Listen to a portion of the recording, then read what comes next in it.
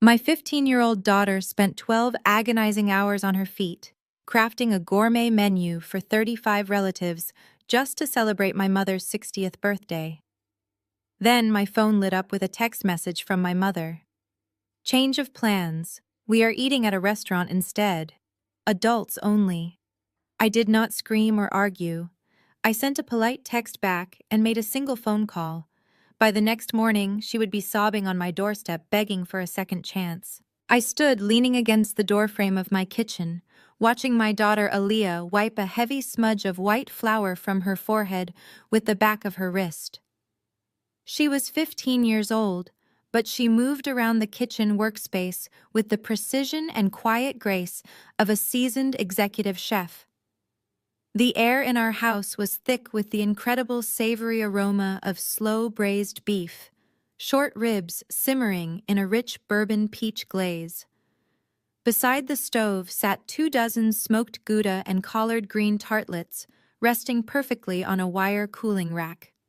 She had been awake since 4 in the morning, carefully executing a 3-course Southern fusion menu that she had spent weeks designing and perfecting. This was not just a meal to her. This was her grand presentation for her grandmother Yvonne's 60th birthday dinner.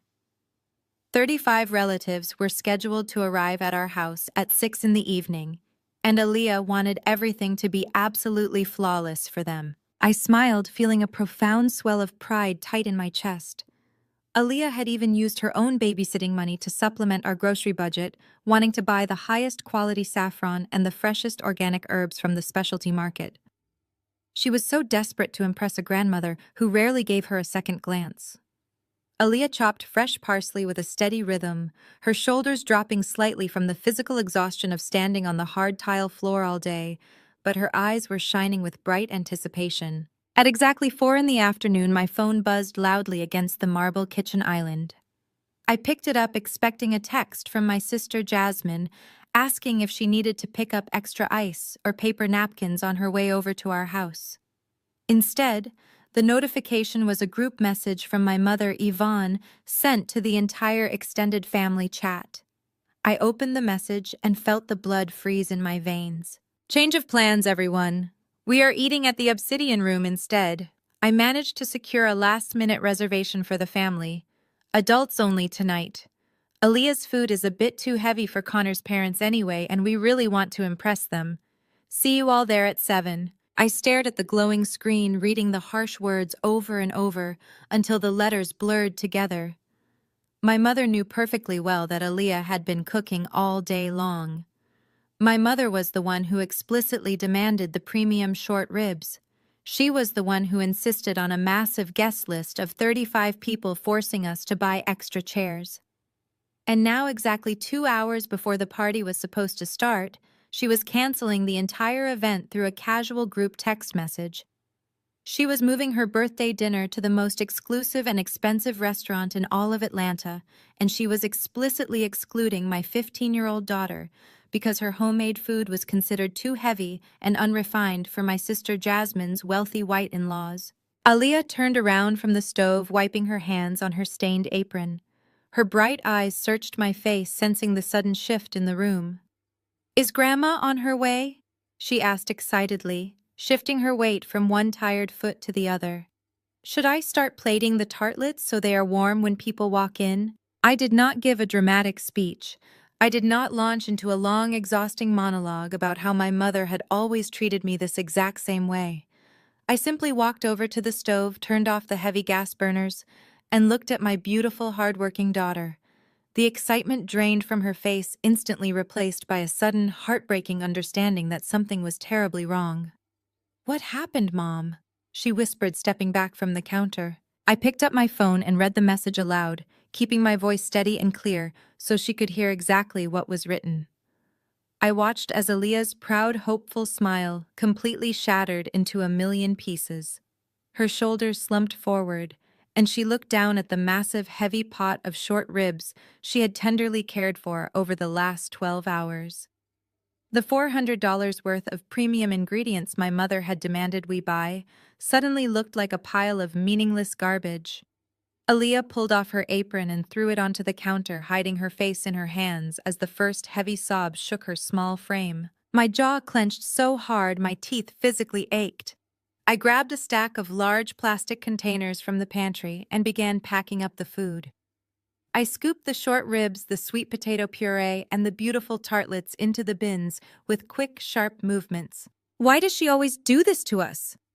Aaliyah cried, wiping her wet cheeks aggressively. "I did everything exactly how she asked me to. I even bought the expensive ingredients she wanted so Connor's parents would like it and think we were good enough." I snapped a plastic lid onto a container and looked my daughter right in the eyes. "This is not about your cooking, Aaliyah," I said firmly, keeping my voice grounded. "This is about your grandmother making sure your Aunt Jasmine looks like high society tonight. You know exactly how Yvonne operates. Jasmine married Connor and moved into that massive gated community, so now Yvonne worships the ground they walk on. She thinks because Connor comes from old money that they are some kind of royalty. She looks at us working hard in a kitchen, and all she sees is the help. But she gave me the guest list." Aaliyah protested, her voice cracking with fresh tears. "She told me 35 people. She called me yesterday to confirm the menu. She used you for a backup plan." I told her, sliding the heavy containers into the refrigerator to preserve them. "She probably begged for a reservation at the Obsidian Room months ago and only kept you cooking today, just in case they could not accommodate her large party." The absolute second she got the call that a table opened up, she dropped us without a single second thought. She wants to sit in a glass room and play the role of a wealthy aristocrat for Connor's parents, and she genuinely thinks a black single mother and her teenage daughter do not fit that elegant aesthetic she is trying to sell them. It was a bitter, ugly truth I had swallowed for my entire life. While Yvonne had praised Jasmine's every superficial move, paying for her luxury vacations, and bragging loudly about her corporate husband, she had always treated my hard work as invisible labor. Whenever I achieved something great, it was immediately dismissed or belittled. Now she was passing that exact same generational disrespect down to my daughter. And that was where I finally drew the line. I was not going to let Aaliyah spend the rest of her life chasing the approval of a woman who viewed her as a prop to be discarded when something shinier came along. I walked around the kitchen island and pulled Aaliyah into a tight, protective hug. I felt her crying against my shoulder, and I let her let it out for exactly 1 minute. Then I pulled back and wiped the tears from her face with my thumbs. "Go upstairs and wash your face," I told her, brushing the white flour from her cheek. "Then go to your closet and put on the absolute best dress you own." Aaliyah looked at me in pure confusion, wiping her nose. "Why? Where are we going tonight?" I picked up my phone and opened the family group chat. I saw messages from aunts and uncles happily confirming they would meet at the restaurant, completely ignoring the massive fact that my daughter had just wasted 12 hours of her life cooking for them. They were tossing thumbs-up emojis and talking about what they were going to wear. I typed a single polite reply into the chat and hit send. "No worries at all. Enjoy the dinner." I set the phone face down on the counter. Then I stepped out through the back door onto our patio, leaving Aaliyah standing in the kitchen. The evening air was warm, but I felt entirely cold inside. I pulled up my contacts and dialed a private unlisted number that I rarely ever used.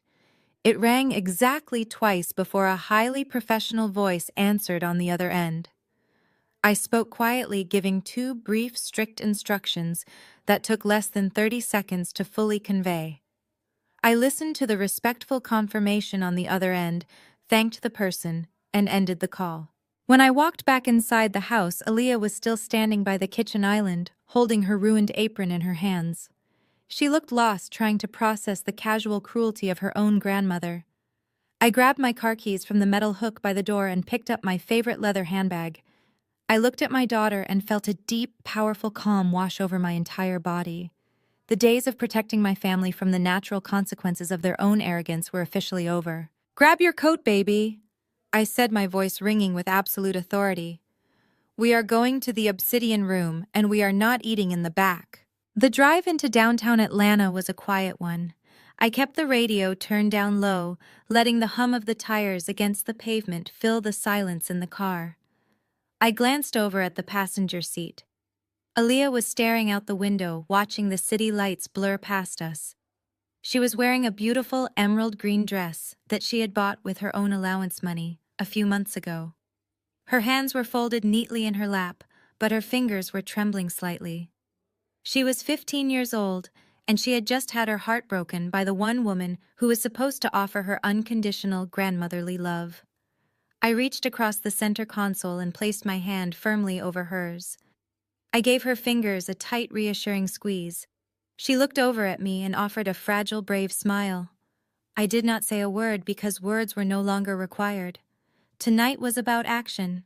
Tonight was about showing my daughter that nobody gets to dictate our worth or relegate us to the background. We pulled up to the imposing front entrance of the Obsidian Room. It was exactly as intimidating as its reputation suggested. The exterior was sleek black marble with massive brass doors that stood guard like the gates of a fortress. High-end luxury vehicles lined the valet stand. People dressed in designer labels clustered near the entrance, desperately hoping for a table cancellation. The Obsidian Room was known across the entire state as the ultimate playground for the elite. Getting a reservation here took months of planning or serious political connections. The minimum spend per plate alone was enough to deter the average person. I tossed my keys to the valet without missing a beat and guided Aaliyah up the wide stone steps. The moment we stepped inside the heavy brass doors, the chaotic noise of the city street faded away completely, replaced by the low ambient hum of extreme wealth. The lighting was purposely dim, casting a warm golden glow over the dark mahogany wood and crushed velvet booths. The air smelled of expensive wine and seared Wagyu beef. It was an atmosphere designed to make you feel either incredibly powerful or entirely out of place. Aaliyah stepped closer to me, her eyes wide as she took in the sheer opulence of the dining room. I kept my posture completely straight and my chin high. I ignored the host stand completely. The sharply dressed young woman behind the podium opened her mouth to ask if we had a reservation, but I simply walked past her with an unyielding stride. I knew exactly where I was going. I guided Aaliyah past the crowded bar and navigated through the labyrinth of tables toward the very back of the establishment. That was where the real exclusivity lay. Separated from the main dining floor by thick velvet ropes and a dedicated security presence, was a raised platform featuring private glass-enclosed dining rooms. These soundproof boxes were designed for high-profile clients who wanted to be seen by the public but entirely insulated from them. Through the thick glass of the largest VIP room, I immediately spotted them. My mother Yvonne sat at the head of the long polished table, looking like a queen presiding over her court. She wore a tailored cream suit and a heavy pearl necklace, her hair styled to absolute perfection. To her right sat my sister Jasmine, draped in an ostentatious silk dress and leaning heavily against her husband Connor. Connor wore a bespoke navy suit that screamed old money privilege. They were laughing, sipping champagne and looking incredibly pleased with themselves. They looked like a living, breathing advertisement for fake affluent bliss. I unhooked the velvet rope myself, let Aaliyah step through, and pushed the heavy glass door open. The sudden sound of the door sliding on its metal track cut through their laughter like a knife. All three heads snapped in our direction. For a fraction of a second, the sheer shock on their faces was absolute perfection. Yvonne froze with her champagne glass halfway to her mouth. Jasmine's eyes bulged so wide they nearly popped out of her head. "What in the world are you doing here?" Jasmine shrieked, her voice entirely too loud for the elegant setting. She slammed her glass down on the table, causing the expensive liquid to slosh over the rim. Connor immediately stood up from his chair, smoothing his expensive suit jacket as if he needed to physically assert his dominance over the space. His face hardened into a scowl of pure annoyance. He took a step forward, positioning himself between us and the table like a bouncer. "Kendra, this is a private reservation," Connor said, his tone dripping with the kind of smug condescension that only a wealthy white man speaking to a working-class black woman could muster. "You cannot just barge in here. I highly doubt you even slipped past the host stand legally. I did not take a single step back. I looked Connor dead in the eye and held my ground. We came to celebrate my mother's 60th birthday. I said, my voice perfectly calm and level. That was the original plan, was it not? Jasmine stood up next, practically vibrating with outrage. She pointed a manicured finger directly at Aaliyah. The text message clearly said, "Adults only Kendra. You brought a child to an exclusive dinner. This is exactly why we had to change the plans in the first place. You have absolutely no concept of social etiquette. Do you have any idea how much a single plate of food costs in this room? There is a $500 minimum spend just to breathe the air in this VIP section. A single mother with a catering side hustle has absolutely no business crashing a venue like this. You are going to humiliate us." Aaliyah shrank back slightly at her aunt's vicious words, but I kept my hand firmly on her shoulder, keeping her anchored to my side. She is right. Yvonne finally snapped, slamming her cloth napkin down onto the table. Her face was flushed with a mixture of anger and sheer panic. "Kendra, what is wrong with you? Connor's parents are arriving any minute now. Richard and Victoria are accustomed to a very specific standard of dining. They expect elegance. They expect sophistication. I will not have you and your teenager ruining this evening and making us look like common street people in front of my son-in-law's wealthy family. You need to turn around and walk out those doors right now before they walk in." I looked at the woman who had given birth to me. I looked at the sheer desperation in her eyes, the pathetic need to impress two wealthy white strangers at the direct expense of her own flesh and blood. She was willing to completely crush her granddaughter's spirit just to maintain an illusion of upper-crust status. "I am not going anywhere, Yvonne," I said, dropping the title of mother completely. "And neither is Aaliyah." Yvonne's face contorted with absolute fury. Her obsession with projecting a flawless high society image had completely overridden whatever tiny shred of maternal instinct she had left. She refused to let my presence jeopardize her performance for Connor's parents. "Fine," Yvonne hissed, her eyes narrowing into cold, hateful slits. "If you will not leave voluntarily, I will have you thrown out." She turned her head toward the glass door and aggressively snapped her fingers at a passing server. It was a loud, sharp, utterly disrespectful sound. The young waiter stopped immediately, looking startled. "You there," Yvonne barked, pointing a demanding finger at the young man. "Go fetch your general manager immediately. Tell him I have trespassers invading my private VIP reservation, and I want them physically removed from the premises before my actual guests arrive. Go on, hurry up." The waiter hurried off, looking incredibly uncomfortable. Jasmine crossed her arms over her chest and smirked at me, a look of pure triumphant venom on her face. "You really brought this on yourself, Kendra," Jasmine sneered. "You just could not stand the fact that Mom wanted to celebrate in a place you could never afford. You are about to be escorted out by security in front of the entire restaurant. I hope your little catering hobby pays enough to cover the valet ticket on your way out." Connor chuckled, shaking his head as he looked me up and down with blatant disgust. "This is exactly why my parents prefer a certain type of crowd," he muttered loud enough for me to hear. "Always causing a scene. Always looking for a handout." I stood there in the center of the glass room, completely unfazed by their cruel insults. I could feel Aaliyah tense beside me, her breath catching in her throat as she anticipated the humiliation of being thrown out of the restaurant. I gently stroked her shoulder, letting her know that she was completely safe. I did not raise my voice. I did not defend my finances. I simply waited. Less than 30 seconds later, the heavy glass door slid open again. The general manager stepped into the room. He was a tall, impeccably dressed man in a tailored charcoal suit named David. He moved with swift professional urgency, holding a sleek digital reservation tablet in his hands.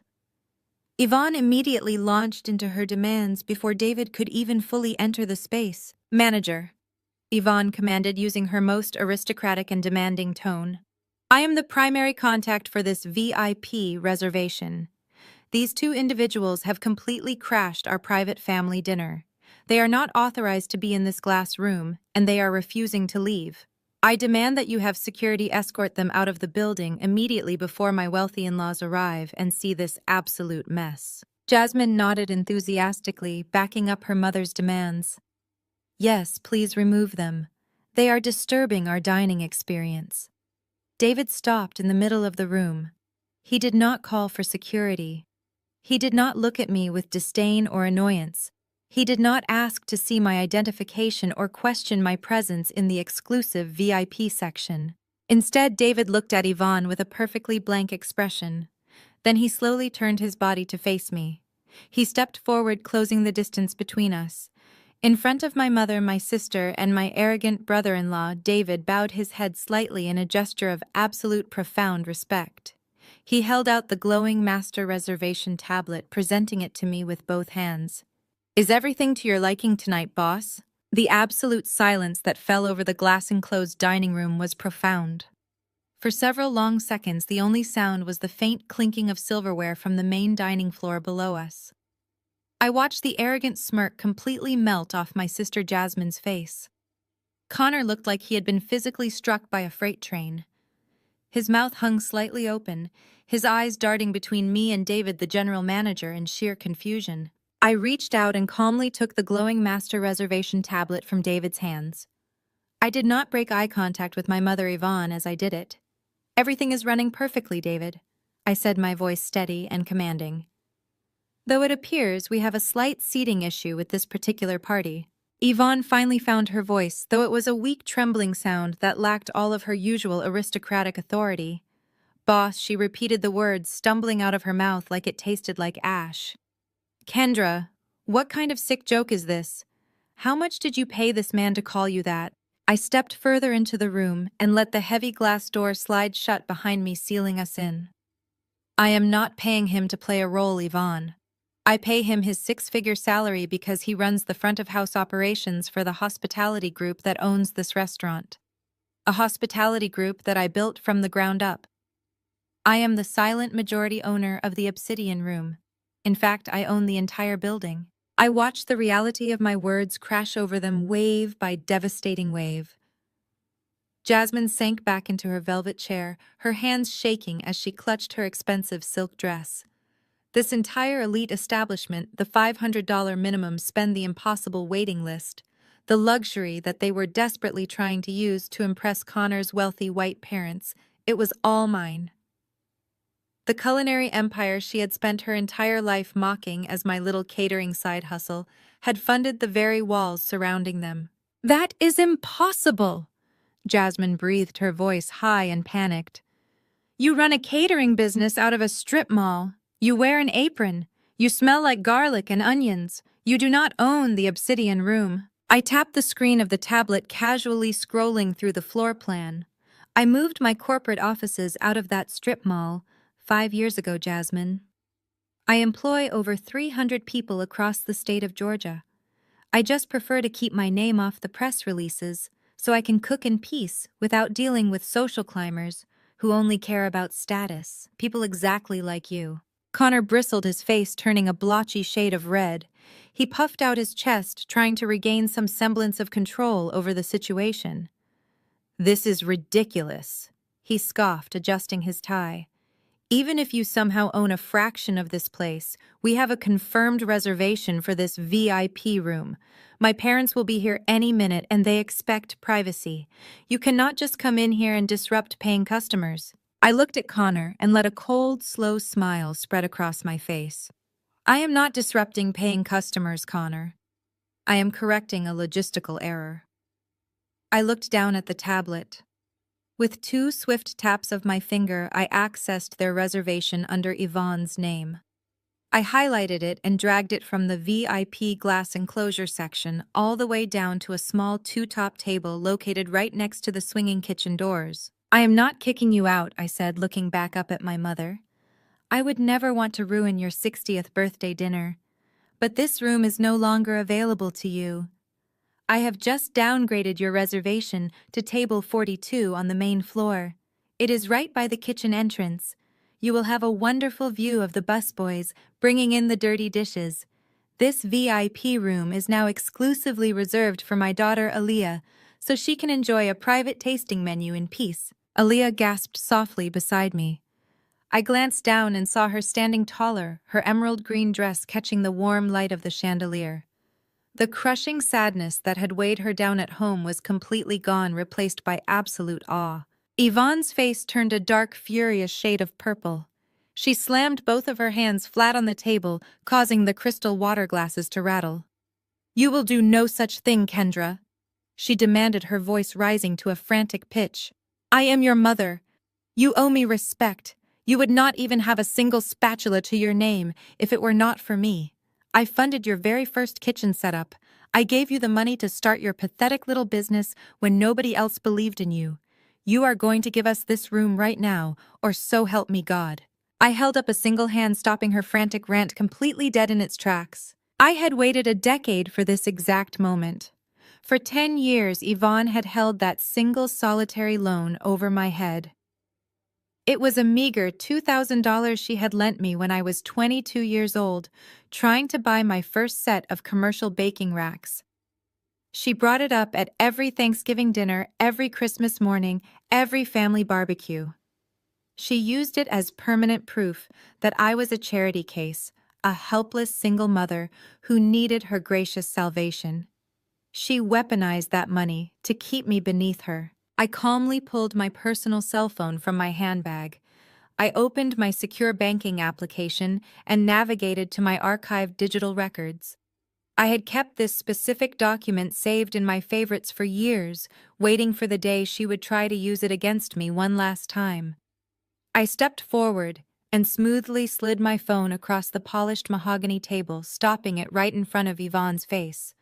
The screen was glaringly bright. "Look at the screen, Yvonne," I commanded, my voice dropping to a deadly quiet register.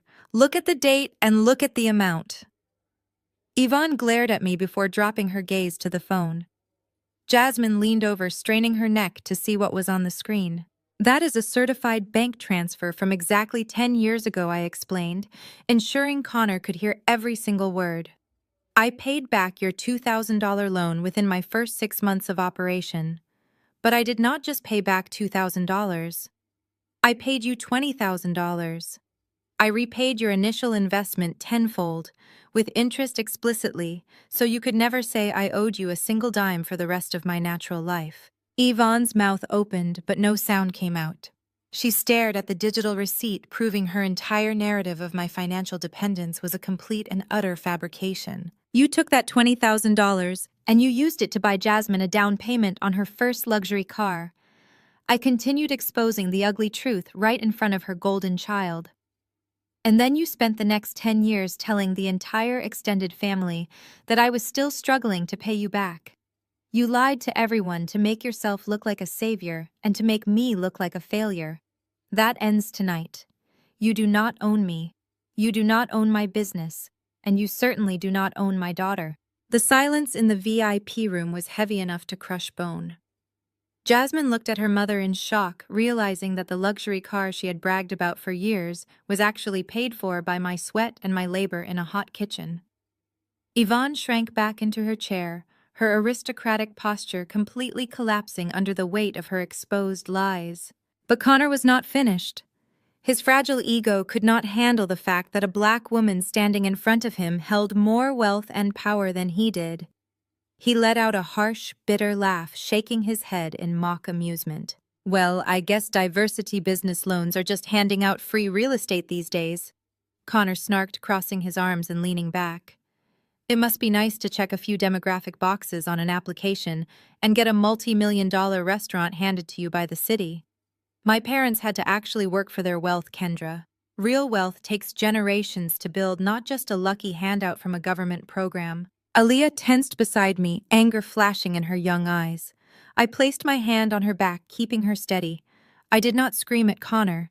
I did not call him a racist, even though the implication of his words hung in the air like toxic smoke. I did not need to defend my work ethic to a man who was drowning in his own manufactured illusions.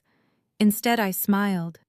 It was a cold, calculating smile that made the smugness falter on Connor's face. I picked up my phone from the table. I closed the banking application and opened my secure real estate portfolio management software. I tapped the screen a few times, pulling up a highly specific commercial property deed. I made sure the document was fully loaded with the official state seals visible at the top of the page. I turned the screen toward Connor, holding it steady so he could read the address printed clearly in bold black letters. "You are absolutely right, Connor," I said, my voice smooth and razor-sharp. "Real wealth does take hard work to build, which is exactly why my hospitality and investment group recently expanded our portfolio into commercial high-rise properties in the downtown financial district. In fact, we just acquired the Sterling Plaza building last month." Connor's face instantly drained of all color, turning a sickly shade of pale gray. His arms uncrossed and fell to his sides. The address on my phone screen was not just any commercial building. It was the exact high-rise building that housed his highly successful technology startup. "You might want to read the name of the new property management company listed on your lease agreement, Connor." I continued, leaning slightly over the table. "Because you are not paying rent to a faceless corporate conglomerate anymore. You are paying it to me. And according to my accountants, you are currently 3 months behind." Connor stood completely frozen in the center of the VIP dining room. The ambient light of the crystal chandelier caught the sudden slick sheen of cold sweat forming along his hairline. He opened his mouth to speak, but the arrogant words seemed to die instantly in his throat. For years he had paraded around our family gatherings in his custom Italian suits, loudly offering unsolicited financial advice to anyone who would listen. He loved to position himself as the brilliant tech visionary who was far too busy innovating to bother with trivial things like humility or basic respect. Now the great corporate innovator was suffocating under the crushing weight of his own massive ego. I took a slow, deliberate step toward him. My voice was calm, but it carried the absolute weight of undeniable authority. "Sterling Plaza is a highly prestigious commercial building, Connor," I said, letting the heavy silence in the glass room stretch out around my words. "It has panoramic views of the downtown skyline. It has private underground executive parking and dedicated elevator access. It is the absolute perfect place to house a booming technology startup if you actually have the capital to afford the prime square footage. But when my corporate acquisitions team flagged your specific suite during our quarterly portfolio review last week, they noticed a rather alarming financial pattern." He took a shaky step back, bumping hard against the edge of the dining table. The heavy crystal water glasses rattled loudly against the polished wood. "You have been aggressively dodging calls from my property managers for 90 straight days." I continued, locking my eyes onto his panicked face. "You have been making empty promises to the leasing office about incoming venture capital rounds that simply do not exist. That is highly confidential corporate information." He stammered, his voice pitching up an octave in pure desperate panic. "You cannot legally discuss my internal business operations in the middle of a restaurant. You brought up my business operations first," I reminded him softly, tilting my head. "You were the one who wanted to talk about diversity loans and government handouts. I am just keeping the conversation strictly professional between a landlord and a failing tenant. You owe my holding company exactly $84,000 in back rent and late fees. You are bleeding money, Connor. Your revolutionary tech startup is nothing but a hollow, failing shell." Jasmine let out a sharp, trembling gasp that sounded like she was physically choking on the air. She whipped her head around so fast her elaborate hairstyle shifted. She stared at her husband with eyes so wide with sheer terror I thought she might actually faint. For her entire adult life, Jasmine had relied exclusively on Connor's perceived wealth to elevate her own social status. She used his supposed massive fortune as a blunt weapon to beat down anyone she deemed beneath her, especially me. She had spent years flaunting her designer handbags, her exclusive country club memberships, and her lavish international vacations on social media every single day. She had meticulously constructed an entire personality around being the untouchable, ultra-wealthy elite wife. The illusion was her entire identity. "Connor, tell me she is lying right now," Jasmine pleaded, reaching out with shaking hands to grab his suit sleeve. "Tell me you did not miss the rent payments. You told me the company was preparing to go public next quarter. You promised me we were buying the vacation house in Aspen next month. Tell me this catering woman is making this all up to ruin my night." Connor violently yanked his arm away from her grasping fingers. He could not even look his own wife in the eye. He stared fixedly at the floor, his breathing ragged and uneven. He was completely exposed, stripped of all his arrogant armor. The silence that followed was entirely devastating. The dominoes were falling fast and hard, smashing into each other. The perfect affluent image my mother Yvonne had championed for Jasmine shattered instantly into a million irreparable pieces right in front of the extended family. The favored golden child was not married to a brilliant tech billionaire. She was married to a broke fraud who was mere days away from being legally locked out of his own office building. All those years Yvonne spent telling me I needed to find a man like Connor to secure my future. All those years of comparing my hard-earned financial independence to Jasmine's wealthy fairy tale were built on an absolute lie. Yvonne looked like she was going to be physically ill. Her chest heaved heavily as she processed the absolute destruction of her carefully curated social hierarchy. The grand narrative she had fiercely protected for decades was burning to the ground, and she was completely powerless to stop the flames. But instead of accepting the truth or showing an ounce of humility, Yvonne did what she always did when backed into a corner. She lashed out viciously. Desperate to regain any fragment of control, Yvonne lunged forward. She bypassed me entirely and reached directly for my daughter. She grabbed Aaliyah tightly by the wrist, attempting to physically pull the 15-year-old girl away from my side and toward her. "Aaliyah, you need to come with me right now," Yvonne hissed, her voice dripping with toxic, urgent manipulation. "Your mother has lost her absolute mind. She is ruining our family out of pure spite and deep-rooted jealousy. She cannot stand to see anyone else happy, so she is making up these vicious lies to destroy your Aunt Jasmine's beautiful marriage. Do not let her poison you against your real family. We love you, Aaliyah. Come sit with us and ignore this nonsense." I felt a massive surge of protective maternal rage flare hot and bright in my chest. I prepared to step in and physically remove Yvonne's hand from my child. I was ready to tear the room apart.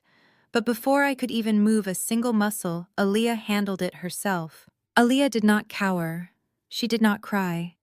She firmly and deliberately yanked her wrist out of Yvonne's harsh grasp. She took a strong, confident step back, aligning herself perfectly with my shoulder. She looked her grandmother dead in the eye, with a level of fierce maturity that absolutely took my breath away. "Do not ever touch me," Aaliyah said, her young voice ringing with absolute ringing clarity across the quiet room. "And do not ever call my mother a liar. She is not jealous of you, and she is definitely not jealous of Aunt Jasmine. My mother built an entire empire with her bare hands, while you sat around judging her for smelling like a kitchen. She taught me how to work hard. She taught me how to respect food and our culture, and how to build something real and lasting. You just wanted me to cook for you today, so you could use me as free catering labor and then throw me away the second you got a better, more expensive offer." Yvonne stumbled back a few steps as if Aaliyah had physically slapped her across the face.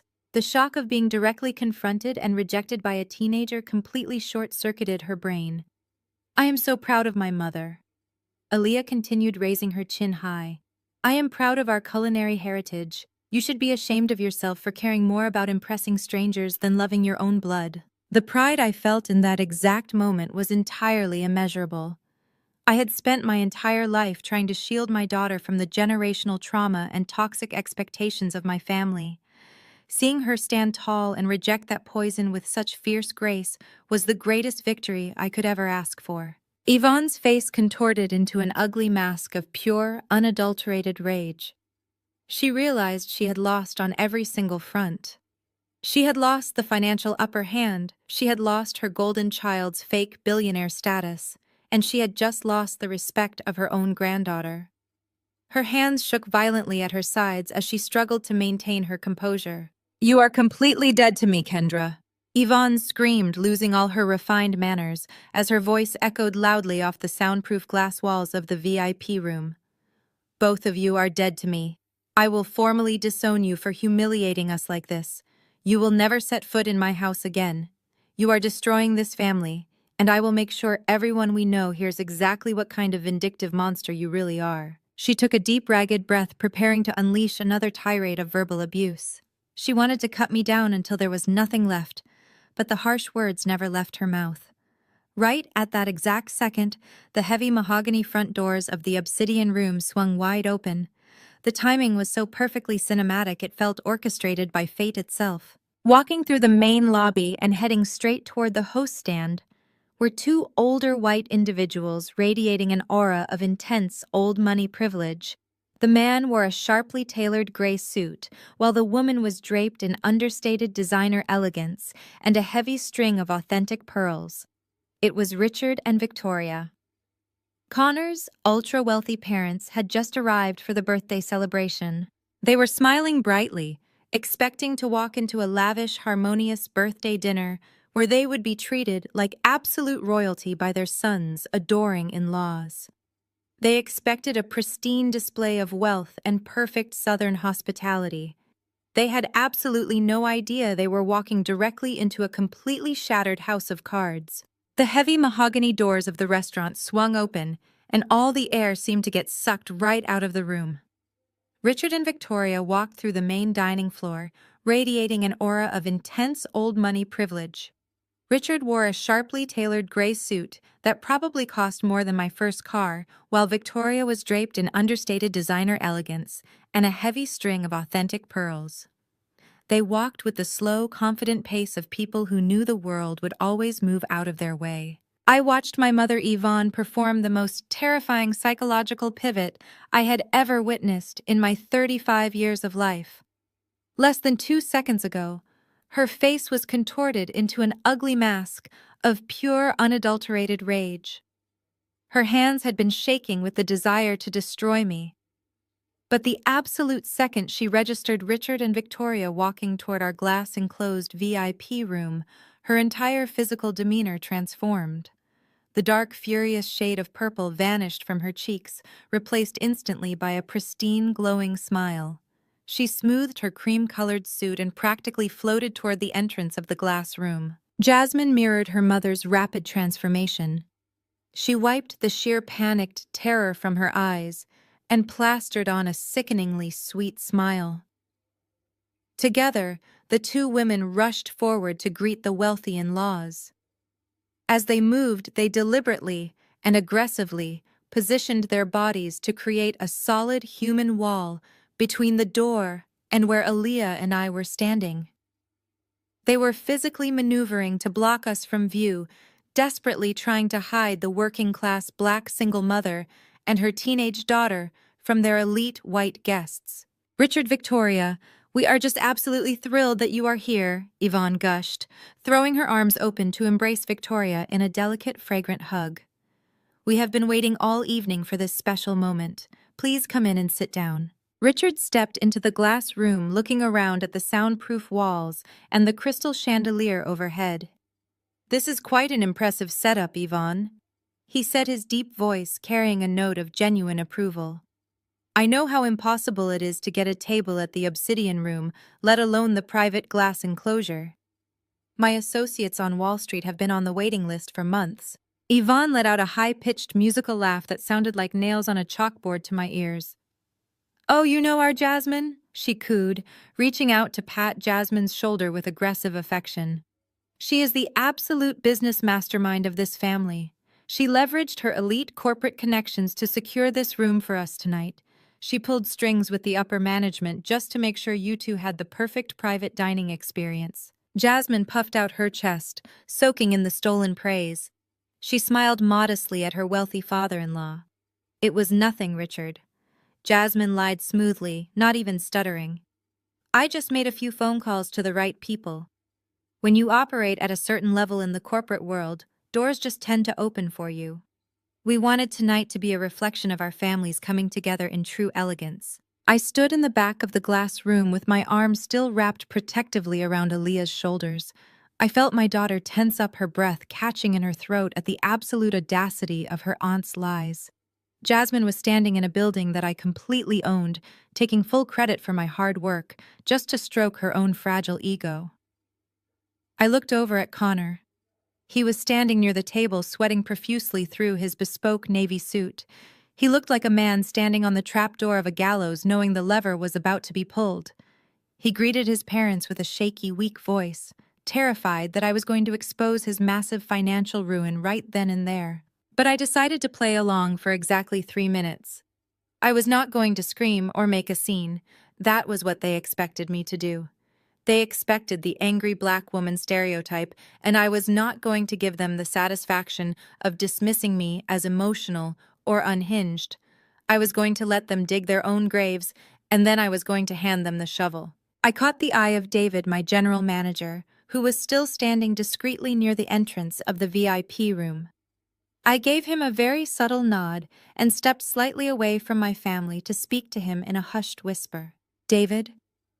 I brought several large plastic containers from my home kitchen.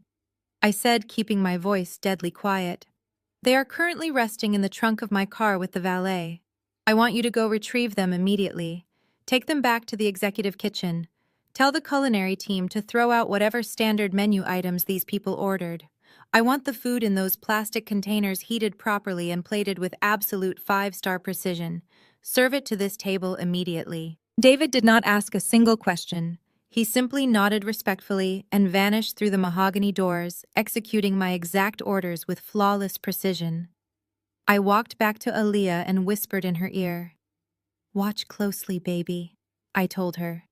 "Watch how desperate people behave when they have no real substance of their own." For the next few minutes, Yvonne and Jasmine put on an absolute masterclass in sycophantic behavior. They pulled out chairs for Richard and Victoria, pouring them expensive sparkling water and laughing too loudly at every single minor comment Richard made. They completely ignored me and Aaliyah, acting as if we were nothing more than the hired help standing silently in the corner of the room. Yvonne kept dominating the conversation, steering it constantly toward Jasmine's fabricated corporate success and Connor's supposed brilliant technology startup. Connor just sat there gripping his water glass so tightly his knuckles turned completely white. Then the heavy glass doors slid open again. A team of highly trained servers entered the room, moving with perfect synchronized grace. They carried large, pristine white porcelain plates covered with gleaming silver cloches. They stepped up to the table and placed a plate in front of Richard, Victoria, Connor, Jasmine, and Yvonne. On the count of 3, the servers lifted the silver covers in absolute unison. The incredible savory aroma of slow-braised beef short ribs simmering in a rich bourbon peach glaze instantly filled the enclosed glass room. The scent was incredibly warm and complex, carrying deep notes of smoked hickory and sweet caramelized fruit. Sitting beside the perfectly tender beef were the smoked Gouda and collard green tartlets sitting on a bed of vibrant orange sweet potato puree. The presentation was absolutely breathtaking. My culinary team in the back had taken Aaliyah's homemade food and elevated the visual plating to match the elite standard of the obsidian room. But the soul of the dish, the rich, authentic flavor profile, was entirely my 15-year-old daughter's creation. Richard leaned forward over his plate, his eyes widening in pure surprise. "The aroma of this dish is absolutely extraordinary," he murmured, picking up his heavy silver fork. "I have dined at Michelin-star restaurants all over the globe, and I have never smelled a flavor profile quite like this. It smells incredibly authentic." He cut a small piece of the braised short rib and placed it into his mouth. The entire table went completely silent as Richard closed his eyes. He chewed slowly, letting the complex layers of the bourbon peach glaze and the perfectly rendered fat of the beef wash over his palate. He let out a low sound of absolute amazement and set his fork down on the pristine white tablecloth. "This is brilliant," Richard announced, opening his eyes and looking around the table with sheer awe. "This is an absolute culinary masterpiece. The balance of the sweet peach against the smoky bourbon is flawless. The meat melts instantly. It perfectly bridges the gap between elevated fine dining and authentic Southern soul. This is not just food. This is an incredible talent." Victoria took a bite of the smoked Gouda tartlet and immediately nodded in enthusiastic agreement. "Richard is right, Yvonne. This is by far the best meal I have had in this city. The chef here is a true visionary." Richard wiped his mouth with his cloth napkin and looked directly at Jasmine. He leaned forward, his business instincts completely taking over the dining experience. Jasmine, you said you curated this entire evening through your elite connections, correct? I need to meet the executive chef who created this specific menu. Right now. A talent like this is incredibly rare in the hospitality industry. I want to invest a massive sum of capital into their future. Whoever designed this flavor profile is going to build an absolute empire, and I want to be on the ground floor of their next venture. Jasmine heard the words, massive sum of capital, and her eyes lit up with pure, unadulterated greed. She completely forgot about the fact that her husband was drowning in debt. She forgot about the tension in the room. She saw a golden opportunity to elevate her status and claim the ultimate victory in front of her wealthy in-laws. Without hesitating for a single second, Jasmine stood up from her velvet chair. She smoothed her silk dress and offered Richard a smug, deeply arrogant smile. "Oh, Richard, you do not need to call the chef out here." Jasmine lied, her voice dripping with toxic, sugary pride. "I actually curated this entire tasting menu myself. I designed the flavor profiles and specifically instructed the kitchen staff on how to execute the bourbon glaze. I wanted tonight to be a perfect reflection of my own personal culinary vision. The talent you are looking to invest in is standing right in front of you." I looked at David, my general manager, who stood perfectly still beside the mahogany wall panel near the entrance. I gave him a single sharp nod. He pressed a button on the small remote control in his hand. The massive presentation screen normally reserved for high-end corporate retreats and exclusive private events descended smoothly from the ceiling at the far end of the glass-enclosed room. Jasmine leaned forward in her velvet chair with a smug, triumphant smile resting on her face. She fully expected the screen to display a live feed of my kitchen staff tampering with her supposedly flawless menu. She was waiting for her grand moment of vindication to prove to her wealthy in-laws that I was nothing more than a vindictive, bitter caterer trying to ruin her perfect night. Instead, the large screen flickered to life, displaying a crystal-clear, high-definition security feed from the front lobby of the Obsidian Room. The timestamp in the lower right corner blinked in stark white numbers. The footage was from exactly 20 minutes ago. I watched the exact moment Connor recognized the footage. The last remaining drops of color vanished completely from his face, leaving him looking like a terrified ghost. He lunged forward, his hands slamming violently against the polished dining table, desperate to stop what was about to happen.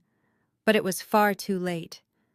I tapped my phone screen, instantly unmuting the audio feed from the lobby camera and syncing it directly to the VIP room's state-of-the-art surround sound system. The crisp digital audio filled the quiet dining space. On the large screen, Connor was pacing frantically back and forth near the coat-check podium in the lobby. He was pulling aggressively at his hair, his expensive designer tie noticeably loosened.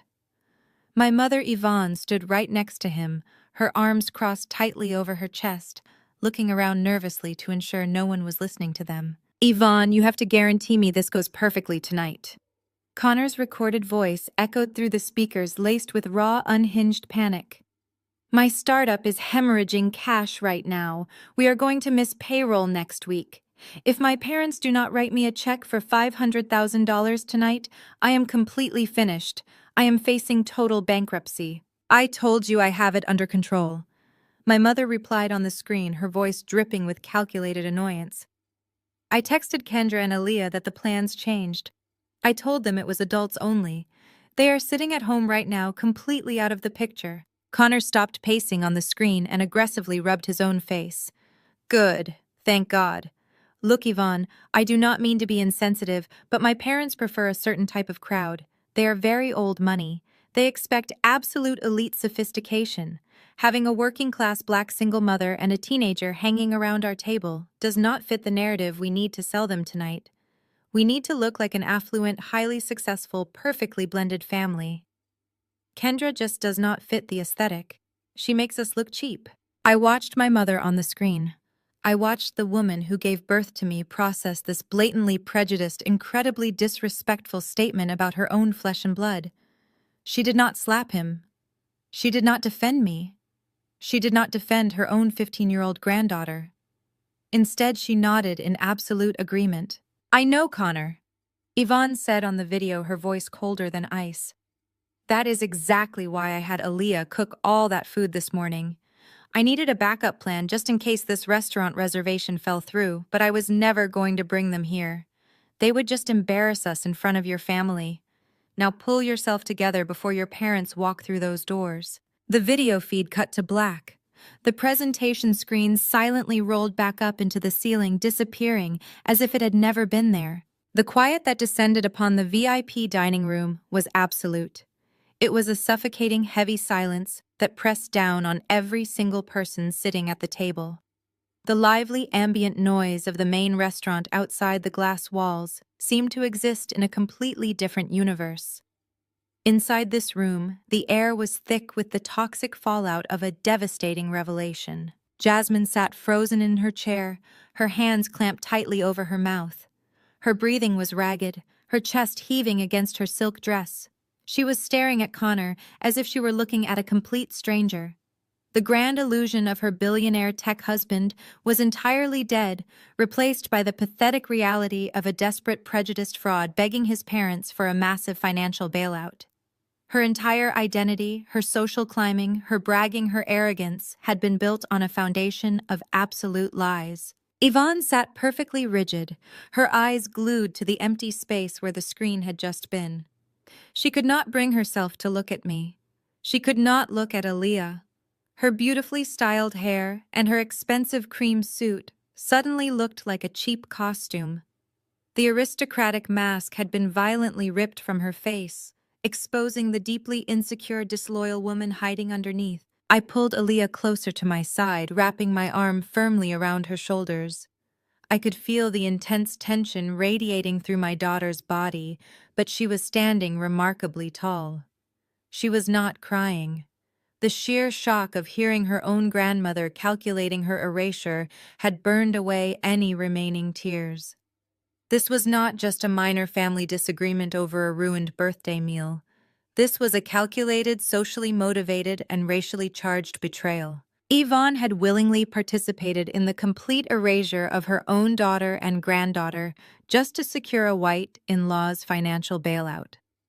She had knowingly allowed Connor to degrade us. She had exploited my teenager's labor, having Aaliyah slave over a hot stove for 12 hours, just to have a free safety net in case her elite dinner plans fell through. She had traded our dignity, our culture, and our presence for proximity to fake wealth and status. I stood there feeling a profound mixture of vindication and deep generational grief. I was a 35-year-old Black woman who had built an incredible business empire from the ground up, yet my own mother still viewed me as an embarrassment to be hidden away in the shadows. But I did not break. I did not raise my voice or shed a single tear. I held my ground knowing that the truth was the absolute sharpest weapon I could ever wield. I shifted my gaze across the table to Richard and Victoria. Connor's wealthy parents had been sitting completely motionless throughout the entire video playback. The heavy silver forks they had been using to eat Aaliyah's masterful short ribs were resting quietly on the pristine white tablecloth. The color had drained from their faces, leaving them pale and rigid with shock. They had walked into this restaurant expecting a harmonious, lavish celebration. They had been treated to a sickeningly sweet performance by Yvonne and Jasmine. They had been lied to about the food they were eating, and now they had just watched video proof of their own son admitting to massive financial ruin while making highly offensive classist remarks about my family. Slowly and methodically, Victoria reached up and removed the linen napkin from her lap. She folded the fabric with deliberate, careful precision and placed it neatly next to her plate. Her expression was completely unreadable, a mask of practiced high society restraint, masking a storm of inner turmoil. Then Richard placed his large hands flat on the mahogany table and pushed his chair back. The heavy scrape of the chair legs against the hardwood floor sounded like a gunshot in the silent room. He stood up to his full height, looming over the table. Victoria stood up right beside him, mirroring his rigid posture. Their faces began to flush a deep, furious shade of red. The veins in Richard's neck were visibly pulsing against his crisp white shirt collar. Connor scrambled out of his chair immediately, his hands raised in a pathetic, panicked gesture of surrender. "Dad, please, you have to let me explain." Connor begged, his voice cracking with absolute desperation. He took a frantic step toward his father, practically tripping over his own feet. The audio was completely taken out of context. My company is just going through a minor transitional phase right now. I just needed a small bridge loan to cover some unexpected overhead costs. I was going to ask you about it during dessert. You know how stressful the tech industry is right now. Richard did not even flinch. He did not look at Connor with an ounce of sympathy or fatherly understanding. The disappointment radiating from him was palpable, heavy enough to crush the air in the room. And when Richard turned his gaze toward me, he did not look at me with the elitist disgust that Connor and Yvonne had anticipated. He did not look at my daughter with judgment. Instead, Richard looked back down at his own son with a level of absolute simmering fury that seemed to shake the very glass walls surrounding us. Richard stood towering over the dining table, his face a mask of absolute freezing contempt. The silence in the room was so heavy it felt like the air had been sucked completely out through the ventilation system. Victoria picked up her designer purse from the empty chair beside her, snapping the golden clasp shut with a sharp, metallic click that echoed loudly off the soundproof glass walls. Connor reached out across the mahogany table, his hands trembling uncontrollably. "Dad, please, you are taking this completely out of context. You have to listen to me." Richard did not even blink. "There is no context that justifies what I just witnessed, Connor," he said, his voice dropping to a low, dangerous register that commanded absolute authority. "You sat in my office last week begging for $500,000, claiming your company was on the verge of a massive breakthrough.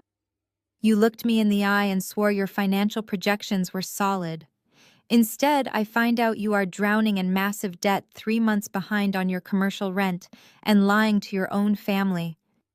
But the financial incompetence is not even the worst part." Victoria stepped forward, her expression radiating pure aristocratic disgust. "The worst part, Connor, is your absolute lack of basic human integrity." She looked at Jasmine, and then at Yvonne, her eyes sweeping over them like they were dirt on the bottom of her expensive shoes. "You willingly participated in the erasure of your own family members. You degraded a hard-working mother and her child just because you thought it would impress us. You thought we would align with your pathetic prejudice. We do not do business with frauds, and we certainly do not fund bigots." Richard buttoned his suit jacket, adjusting his cuffs with terrifying calm. "We are pulling all financial support immediately, Connor. The seed funding is gone. The emergency bridge loan is canceled. I will be notifying the board of directors in the morning that I am officially withdrawing my backing from your startup. You are completely on your own." Connor let out a strangled, pathetic sound. "Dad, you cannot do this. If you pull the funding, the company is dead in the water. We will have to file for bankruptcy by Friday." "Then you better call a good bankruptcy lawyer," Richard replied coldly. "Victoria, take my arm. We are leaving right now." Without another word, the wealthy couple turned their backs on the shattered table and walked out of the glass room. They did not look back. The heavy mahogany doors of the restaurant closed behind them, sealing Connor's absolute financial ruin. The second the doors closed behind the in-laws, the fragile, polite illusion inside the VIP room violently exploded into absolute unhinged chaos. The civilized masks were ripped off, exposing the ugly, desperate panic underneath. Connor whipped around to face Jasmine, his eyes wide with sheer, frantic hatred. He pointed a shaking finger directly at her face. "This is your fault," he screamed, losing all of his polished composure. "You were supposed to manage this dinner. You promised me your mother had everything under control. You just cost me my entire company because your pathetic family could not keep their mouth shut for 1 single hour." Jasmine shot up from her velvet chair, her silk dress knocking over her water glass. The ice cubes spilled across the pristine white tablecloth, soaking into the fabric. "How is this my fault?" she shrieked, her voice cracking with pure hysteria. "You are the one who ran our finances into the ground. You lied to me for months about how much money we had. You promised me we were rich, Connor. You made me look like an absolute fool in front of my own family. I married a billionaire tech genius, not a broke fraud facing bankruptcy." "You married a wallet, Jasmine," Connor spat back, leaning aggressively over the table. "And now the wallet is completely empty." Yvonne slammed her hands down on the table, desperate to regain control of the crumbling hierarchy she had built her entire life around. "Stop it, both of you," she commanded, but her voice lacked its usual intimidating power. It just sounded frantic and incredibly weak. "We can fix this. Connor, you can call your father tomorrow when he calms down. Jasmine, sit down and stop acting like a spoiled child." Jasmine turned her furious, tear-filled eyes onto her mother. "Stop telling me what to do," she sobbed aggressively. "You ruined this. You are the one who sent that stupid text message. You are the one who tried to hide Kendra. If you had just left the plans alone, none of this would have happened. My marriage is falling apart and it is entirely your fault." Yvonne gasped, placing the hand over her pearl necklace, as if Jasmine had physically struck her across the face. "I did everything for you, Jasmine. I sacrificed everything to put you in this position of power." Then Yvonne did what she always did when her back was pinned against the wall. She looked for a scapegoat. She turned her wild, angry eyes toward me, where I stood quietly with Aaliyah by the door. "Look what you did, Kendra," Yvonne yelled, pointing a trembling finger at my face. "Are you happy now? You aired our dirty laundry in public. You brought your daughter here just to destroy your sister's life out of pure vindictive jealousy. You tore this family apart." I did not raise my voice. I did not flinch. I did not match her frantic, hysterical energy. I just looked at the three of them standing around the soaked table, fighting like rats over the miserable scraps of their ruined reputations. "I did not tear this family apart, Yvonne." I said, my voice perfectly level and grounded. I just turned on the lights so everyone could see the rot that was already there. "You destroyed this family the moment you decided an aesthetic was more important than your own granddaughter." I turned slightly and caught the eye of my general manager, David, who was standing by silently observing the entire chaotic scene.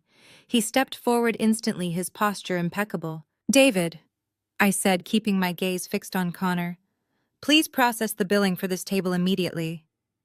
David nodded and pulled a sleek black leather checkbook from the inner pocket of his tailored suit jacket. "Since you all wanted the absolute elite dining experience tonight, I believe it is only fair that you pay for it."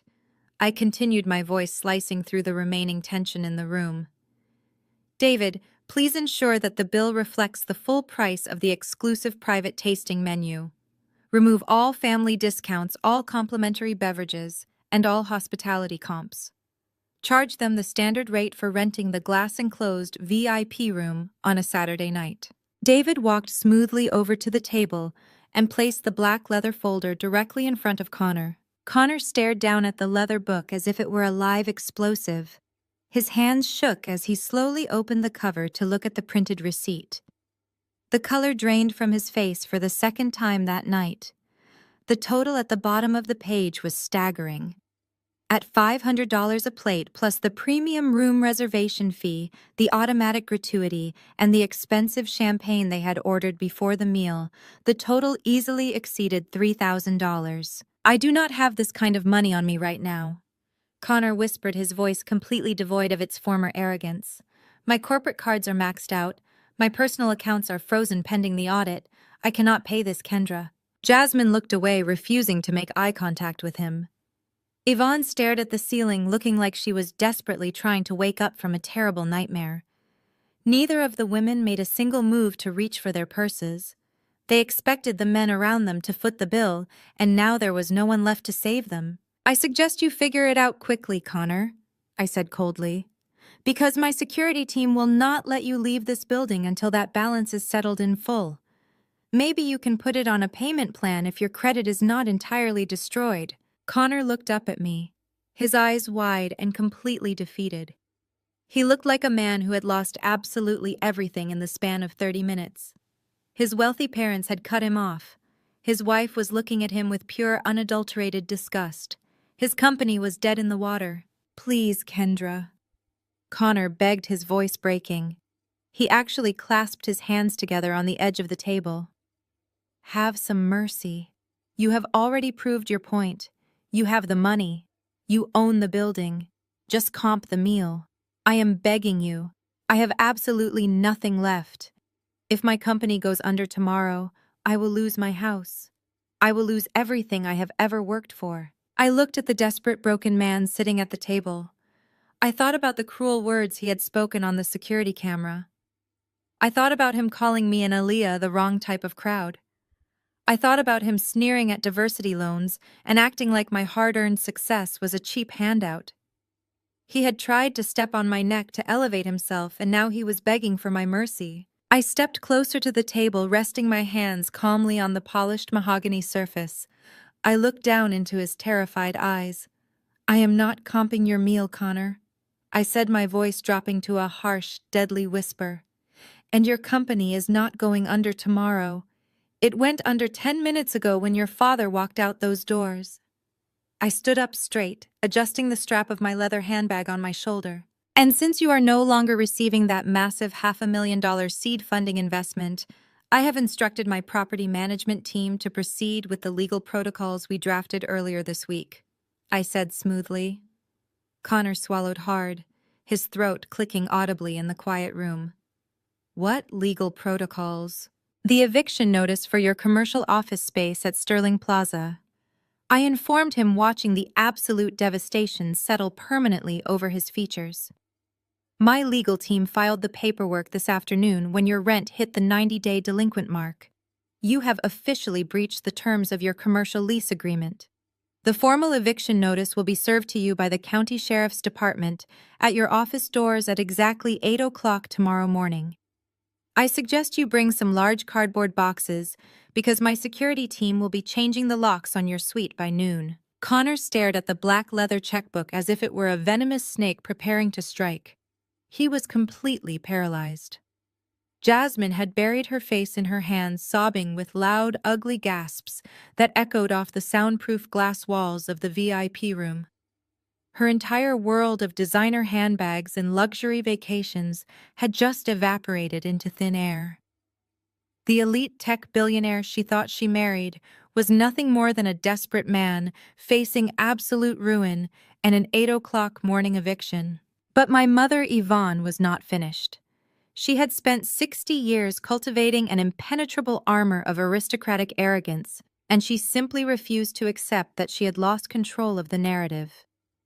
Even with the video evidence of her betrayal still fresh in our minds, even with Richard's furious departure confirming their total failure, Yvonne desperately clung to her delusion of authority. She marched around the polished mahogany table, her expensive cream-colored suit practically vibrating with indignation. She stopped directly in front of me, planting her feet firmly on the hardwood floor. She squared her shoulders, lifting her chin to look down her nose at me, just as she had done every single day of my childhood. "You have made your point, Kendra," Yvonne commanded, her voice sharp and ringing with that familiar toxic authority. "You wanted to prove that you have money. Fine, we see it. You humiliated your sister. You embarrassed Connor in front of his parents.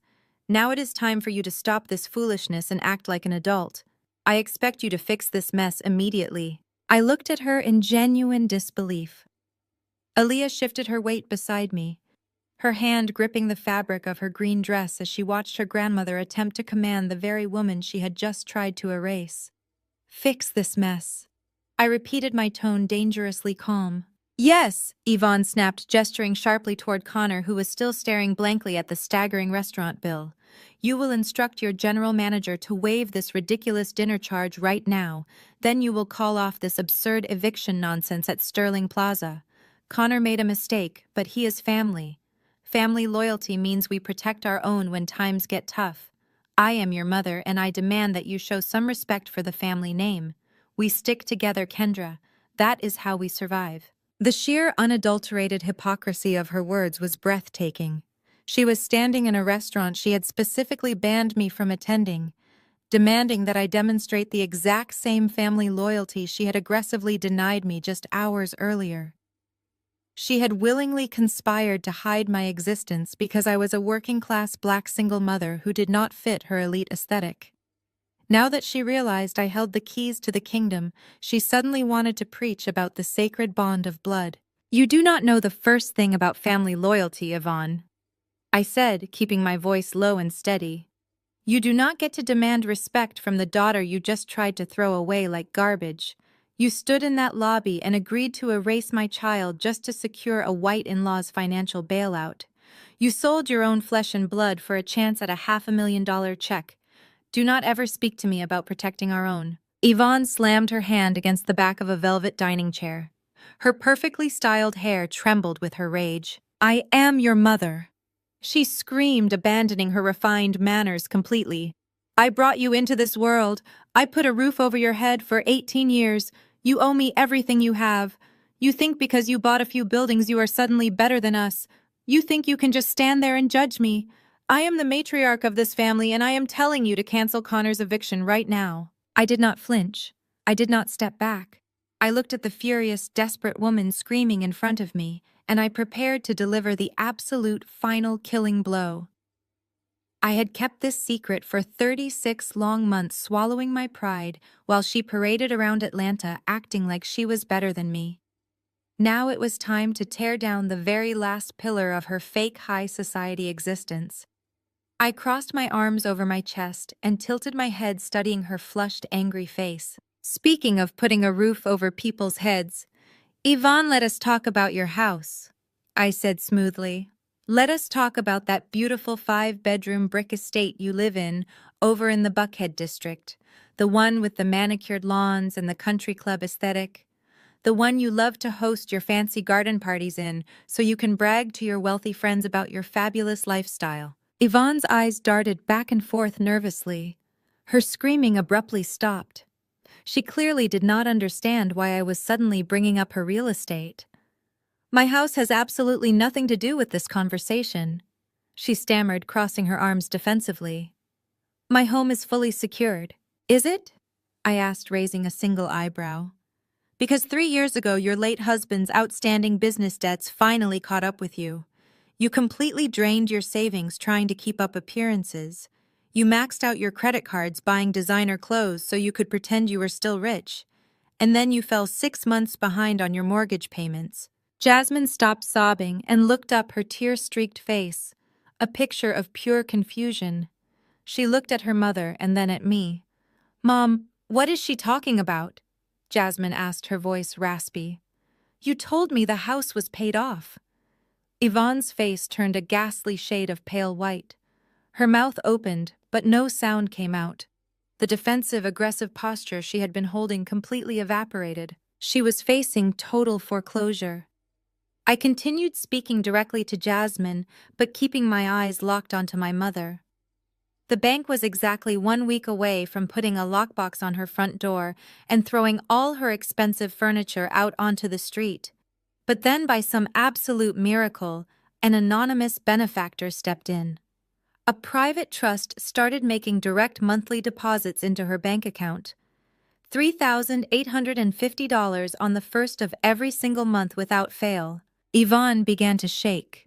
Her hands gripped the velvet chair so tightly, her knuckles turned white.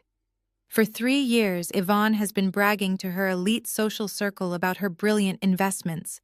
I said, my voice echoing coldly in the glass room. She even implied to a few aunts and uncles that Jasmine and Connor were the ones secretly funding her lifestyle because they were just so incredibly wealthy and generous.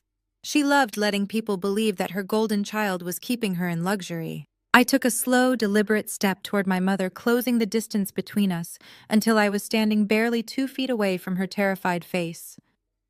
But Jasmine and Connor never gave you a single dime, did they, Yvonne? I whispered the truth, hitting the air like a physical strike. Connor was too busy running his own company into the ground to care about your mortgage. You have been surviving on the charity of a ghost. I reached into my handbag and pulled out my phone for the final time that night. I opened my secure banking portal and navigated to the automated transfer section. I turned the screen toward her so she could clearly see the active recurring payment schedule set up under my private limited liability company. It was me, Mom, I said, dropping the final devastating bomb. I am the anonymous benefactor, the daughter you called a failure, the daughter you banned from your birthday dinner because I embarrassed you, the catering girl who smelled like a kitchen. I have been paying your mortgage every single month for 3 years just to keep a roof over your head because despite your cruelty, I still believe that family took care of each other. Yvonne let out a sharp, agonizing gasp. The sheer magnitude of the revelation hit her with the force of an earthquake. The daughter she had spent her entire life discarding, mocking, and erasing was the only reason she was not living in a cheap motel. Her entire aristocratic identity, her pristine Buckhead estate, her country club status, it was all entirely funded by my hard work. I was the architect of her survival. I tapped the red icon on my phone screen. A confirmation dialog box popped up asking if I wanted to terminate the recurring monthly transfer. You wanted me to show some respect for the family name Yvonne. I said, my voice devoid of any lingering emotion. You wanted me to understand how we survive. I understand it perfectly now. You survive by bleeding me dry and then hiding me in the shadows. I pressed my finger firmly against the glass screen, hitting the confirm button. Those transfers are officially canceled as of tonight. I informed her, watching the digital notification confirm the termination. The next payment is due next Tuesday. It will not be arriving. You are completely cut off. The physical reaction was instantaneous. Yvonne's knees practically buckled beneath her. She sagged heavily against the velvet dining chair, letting out a low, guttural sob of absolute despair. The arrogant, demanding matriarch was completely gone, replaced by a broken, terrified woman who had just realized she had systematically destroyed the only real lifeline she had ever had. She had sacrificed my love for proximity to fake wealth, and now she was left with absolutely nothing. Connor was staring blankly at the wall, completely unresponsive to the chaos around him. Jasmine was weeping uncontrollably, mourning the death of her socialite identity. I did not stay to watch them burn in the ashes of their own arrogance. I had delivered the absolute final truth, and I was entirely finished. I turned my back on the screaming, sobbing table. I looked at Aaliyah, who was watching me with eyes full of deep, profound respect. She had witnessed the ultimate dismantling of the toxic generational cycle that had plagued our family for decades. I reached out and took my daughter's hand. Her fingers were warm and steady, holding tightly onto mine. "Let us go home, baby," I said softly. We walked together out of the glass-enclosed VIP room, leaving the heavy mahogany door wide open behind us. I did not look back at my mother. I did not look back at my sister. I walked straight through the luxurious, crowded dining room of the Obsidian Room, knowing that every single brick, every single crystal chandelier, and every single plate of food in the building belonged to me. We stepped out through the heavy brass doors of the Obsidian Room, and the warm, humid air of the Atlanta night immediately wrapped around us. The chaotic, suffocating energy of the glass-enclosed VIP room vanished the second the front doors sealed shut behind our backs. The city street was loud with the sounds of traffic and distant sirens, but to me it sounded like absolute pure silence. I handed my ticket to the valet attendant. He recognized me instantly and jogged to retrieve my car. I stood on the pristine sidewalk with my arms still resting securely around Aaliyah's shoulders. Neither of us spoke. We just stood there under the glow of the streetlights, taking deep, cleansing breaths. The sharp, stinging adrenaline that had fueled me through the confrontation was slowly beginning to recede, leaving behind a profound and heavy physical exhaustion. But it was a good kind of exhaustion. It was the feeling you get after carrying a massive boulder up a steep hill and finally letting it drop to the dirt. The valet pulled my sleek black SUV up to the curb. I handed him a generous cash tip, thanked him, and opened the passenger door for my daughter.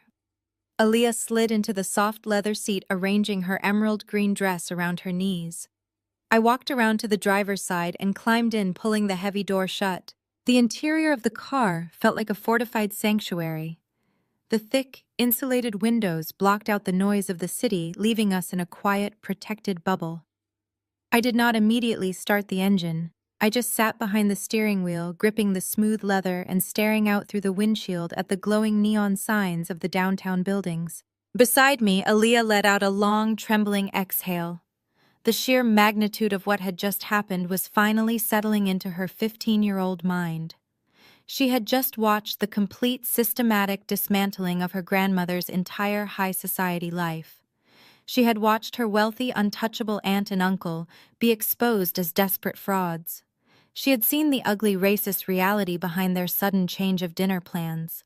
And most importantly, she had watched her own mother hold the absolute ultimate power over all of them. I turned my head and looked at her.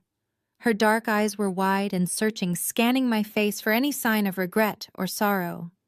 She was waiting for me to break down. She was waiting for the emotional fallout that usually followed family arguments. She expected me to launch into a long dramatic speech about how much it hurt to realize my own mother did not love me enough to claim me in front of strangers. But I did not give a dramatic speech. I did not shed a single tear. The deep, agonizing well of grief that I used to carry around regarding my mother's approval had completely dried up. There was nothing left to mourn because the mother I had been mourning never actually existed. She was just an illusion I had projected onto a woman who only cared about status.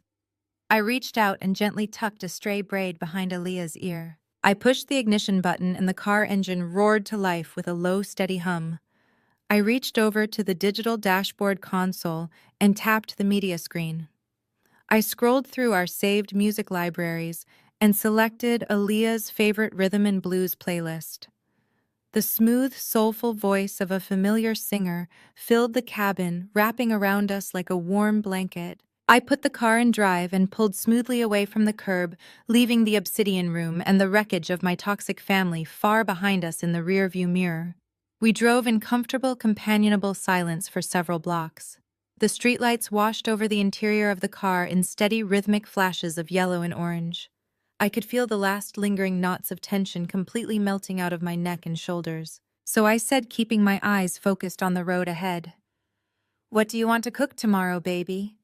Aaliyah turned her head to look at me. A slow, beautiful, genuine smile spread across her face. The heavy burden of the evening's betrayal vanished from her expression, replaced by the bright, passionate spark that always appeared when we talked about food. "I was thinking we could try making those honey butter glazed biscuits you were talking about last week," Aaliyah said, her voice gaining strength and enthusiasm. "And maybe we could pair them with a spicy buttermilk fried chicken. I have an idea for a new seasoning blend I want to test out." "That sounds absolutely perfect," I replied, returning her smile. "We can stop by the farmer's market in the morning and pick up whatever you need. You are the executive chef tomorrow. I am just your sous chef." Aaliyah laughed, a bright, clear sound that completely shattered whatever remaining shadows hovered in the car. It was the sound of a young woman who knew exactly who she was and exactly how much she was worth. As I drove us toward the quiet safety of our home, I reflected internally on the massive, monumental shift in my own perspective. For the last 12 years, I had been carrying a suffocating, invisible weight right in the center of my chest. Ever since I started my culinary business, I had secretly harbored a desperate, burning desire to make my mother proud. I wanted her to look at my success and finally admit that I was just as valuable, just as worthy of love as my sister Jasmine. I had paid her mortgage for 3 years under the guise of an anonymous trust, not just out of familial obligation, but out of a deep, tragic hope that somehow my financial sacrifice would magically earn her maternal validation. I had spent my entire adult life trying to prove that I was good enough to sit at her table. But tonight, standing in that glass-enclosed VIP room, I realized the absolute brilliant truth. I did not need a seat at her table because I owned the entire restaurant. I owned the building. I owned the very ground she was standing on. The desperate, gnawing need for Yvonne's validation had completely evaporated from my soul. It was gone, obliterated by the harsh, undeniable reality of her own prejudice. She did not reject me because I was a failure. She rejected me because my success did not look like the white, adjacent, old money fantasy she worshipped. My success smelled like a working kitchen. It looked like long hours and calloused hands. It was deeply rooted in Black Southern culture and authentic community building. She was ashamed of the very thing that made me incredibly powerful. I realized that by trying to protect her by keeping her out of foreclosure and hiding my wealth, I had actually been enabling her delusions. I had been funding the very weapon she used to beat me down. But not anymore. By cutting the final string, I had not just evicted Connor or foreclosed on my mother. I had formally evicted their toxic expectations from my mind. I was completely, utterly free. We were stopped at a red light about 2 miles from our house when the center console screen of the car suddenly lit up. The music volume automatically lowered as a loud, persistent ringing filled the cabin. I glanced down at this glowing display. The caller ID flashed in bright, harsh letters. It was Jasmine. Below her name, a small notification bubble indicated that there were 15 missed calls from her number and another 15 missed calls from Yvonne. 30 missed calls in the span of 20 minutes. They were panicking. They were currently trapped inside the Obsidian room with a $3,000 dinner bill they could not pay. Connor was likely hyperventilating in a corner, realizing he had to face a massive corporate eviction in the morning. Jasmine was probably crying her eyes out, watching her fake billionaire lifestyle circle the drain. And Yvonne was undoubtedly having a full-scale breakdown as the reality of losing her precious Buckhead estate finally set in. They were desperately, frantically trying to reach the one person they had just spent the entire day trying to erase. They wanted me to turn the car around, come back to the restaurant, and save them from the exact consequences they had intentionally brought upon themselves. Aaliyah looked down at the ringing screen and then looked up at me. She did not say a word, but the question was clear in her eyes.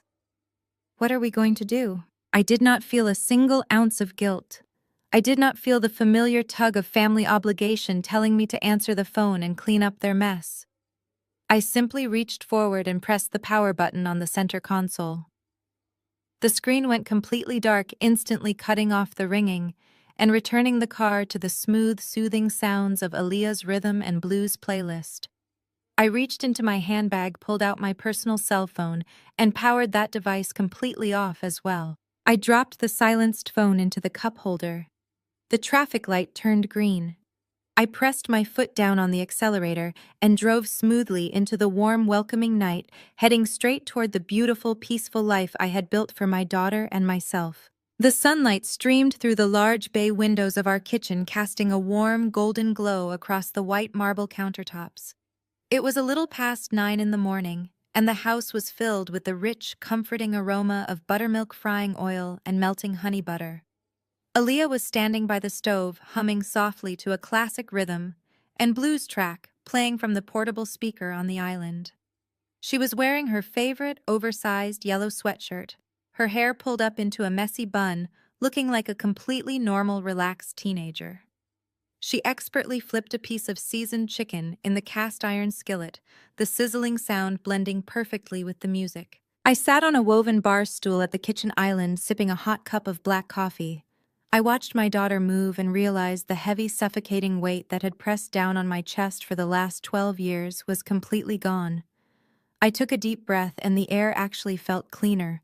For my entire adult life, I had woken up with a low-grade hum of anxiety, wondering what passive-aggressive comment my mother would make that day, or what new, impossible standard I would fail to meet. I spent years twisting myself into knots, trying to earn a fraction of the respect she freely handed to my sister Jasmine. But this morning there was no anxiety. There was no desperate need for validation. There was only the pure, unbroken peace of knowing that my daughter and I were safe, happy, and entirely self-sufficient. We laughed loudly as Aaliyah nearly dropped a biscuit onto the floor, catching it just in time with a pair of silver tongs. We were existing in our own beautiful, authentic world, and nobody could touch us. The toxic generational cycle that had poisoned our family tree had been severed cleanly at the root. The tranquil atmosphere was violently shattered by the harsh, frantic ringing of our front doorbell. The sound buzzed aggressively through the hallway, followed immediately by the heavy, desperate sound of someone pounding their fist against the solid wood. Aaliyah froze, her silver tongs hovering over the skillet. The music suddenly seemed too quiet. The joyful energy in the kitchen evaporated for a fraction of a second, replaced by a tense, familiar dread. I looked at Aaliyah and gave her a calm, reassuring nod. I stood up from the bar stool, setting my coffee mug down on the marble counter. I did not rush. I walked slowly and deliberately through the living room toward the front entrance. I knew exactly who was standing on the other side of that door. I could feel the desperate, chaotic energy radiating through the wood before I even touched the handle. I unlocked the deadbolt and pulled the heavy door open. My mother Yvonne stood on my front porch. She looked absolutely unrecognizable. The polished, arrogant high society matriarch, who had sat in the VIP room of the Obsidian Room less than 12 hours ago, was completely gone. In her place stood a frantic, disheveled woman who looked like she had aged 10 years overnight. Her normally immaculate hair was flat and unkempt, flattened on one side, as if she had spent the night tossing and turning in pure terror. She was wearing a wrinkled beige trench coat over a pair of basic sweatpants, a far cry from the tailored cream suit and heavy pearl necklace she had paraded around in yesterday. Her eyes were bloodshot and swollen, surrounded by dark, heavy circles that proved she had not slept a single minute since I walked out of that restaurant. "Kendra, please," Yvonne gasped the second the door opened, her voice cracking with raw panic. "Thank God you are here. I have been calling you all night long. I drove by the restaurant, but security would not let me inside." "Why is your phone turned off? You have to let me inside so we can talk about this." I did not step aside. I planted my feet firmly on the threshold, physically blocking her from crossing into the peaceful sanctuary of my home. My posture was rigid and unyielding. I looked at the frantic woman on my porch and felt absolutely nothing. No pity, no guilt, no lingering childhood desire to comfort her. The emotional detachment I felt was profound and absolute. "I made a terrible mistake," Yvonne sobbed, reaching out to grab the frame of the door. Her hands were shaking violently, her manicured nails gripping the painted wood. "I was just so blinded by the pressure, Kendra. You know how Richard and Victoria are. They expect a certain level of perfection, and Connor was begging me to make the dinner go smoothly so he could secure his investment. I was just trying to help my son-in-law save his business. I panicked when they said they wanted an intimate adult dinner. I never meant to hurt you or Aaliyah. You have to believe me. I was just trying to manage a highly stressful situation." I stared at her, listening to the pathetic, empty excuses tumble out of her mouth. Even now, standing on my porch, looking like a shattered shell of a human being, she was still trying to rewrite the narrative. She was still trying to minimize the fact that she had looked at my teenage daughter and decided she was not good enough to sit at a table with wealthy white people. She was calling it a mistake born of pressure when we both knew it was a calculated, socially motivated choice. She was attempting to gaslight me right on my own front porch. "You cannot do this to me, Kendra," Yvonne begged, tears spilling over her eyelashes and running down her cheeks. "You cannot just cut off the mortgage payments. You know I do not have the income to cover that massive house. If you stop those transfers, the bank is going to take my home. I will have absolutely nowhere to go. Jasmine and Connor are facing total bankruptcy. He is literally packing his office into cardboard boxes right now. They cannot help me. I have no one else to turn to."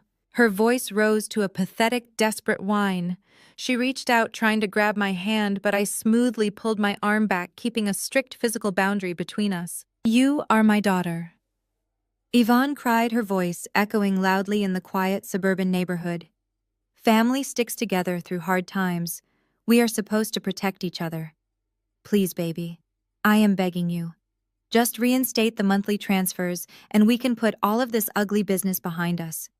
We can pretend last night never happened. I will make sure Jasmine apologizes. I will make sure Connor treats you with respect. Just do not let the bank take my home. We can be a real family again." The sheer audacity of her demands was breathtaking. She was standing on my porch, begging for my money, while simultaneously demanding that I adhere to a twisted version of family loyalty that she had never once extended to me. She was perfectly willing to throw me to the wolves when it benefited her social climbing, but the absolute second her own survival was on the line, she wanted to preach about the sacred bond of blood. She expected me to fold because I had always folded in the past. She expected the working-class daughter she had continuously mocked to happily return to her role as the silent, invisible provider. I looked at her tear-stained face and took a slow, deep breath. I did not yell. I did not scream at her or argue with her fabricated excuses. I did not waste my breath trying to make her understand the depth of the racial and social betrayal she had committed against her own granddaughter. She was fundamentally incapable of seeing beyond her own selfish needs. I simply reached into the pocket of my cardigan. I pulled out a single neatly folded piece of paper that I had printed out from my home office computer earlier that morning while Aaliyah was prepping the chicken.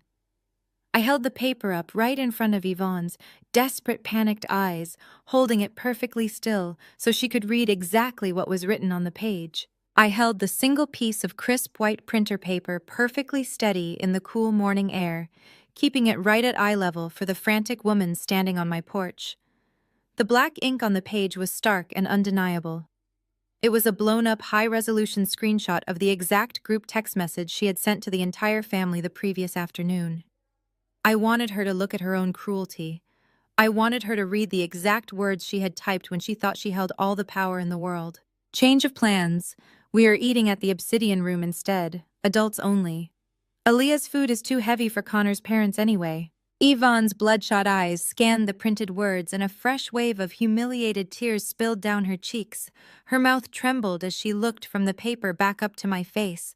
She shook her head side to side, trying to find some pathetic excuse to explain away the undeniable proof of her betrayal. She opened her mouth to speak, to offer another hollow apology about being under pressure, but I did not give her the chance to say a single word. I lowered the piece of paper and reached behind me with my free hand. Resting on the entryway console table just inside my front door was a thick, heavy manila folder. I had spent an hour last night compiling its contents specifically for this exact moment.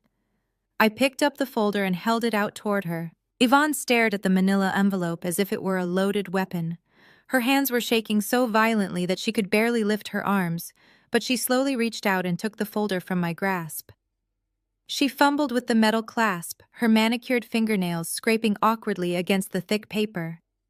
When she finally opened the flap and looked at the documents inside, the remaining color in her face completely drained away. The first stack of papers consisted of original bank notices and formal foreclosure warnings. They were the exact documents she had desperately tried to hide from her elite social circle 3 years ago.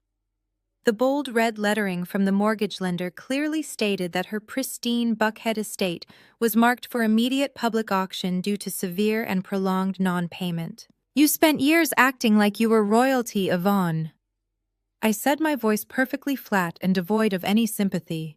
"You paraded around your country club and hosted your lavish garden parties while secretly drowning in massive debt. You let Jasmine and Connor pretend they were your wealthy benefactors just to keep up your high society illusion. But looking at those bank statements, you can finally admit the truth.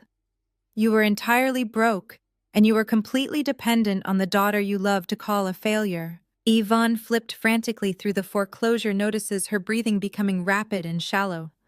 Her eyes darted across the pages, absorbing the stark reality of her own financial incompetence.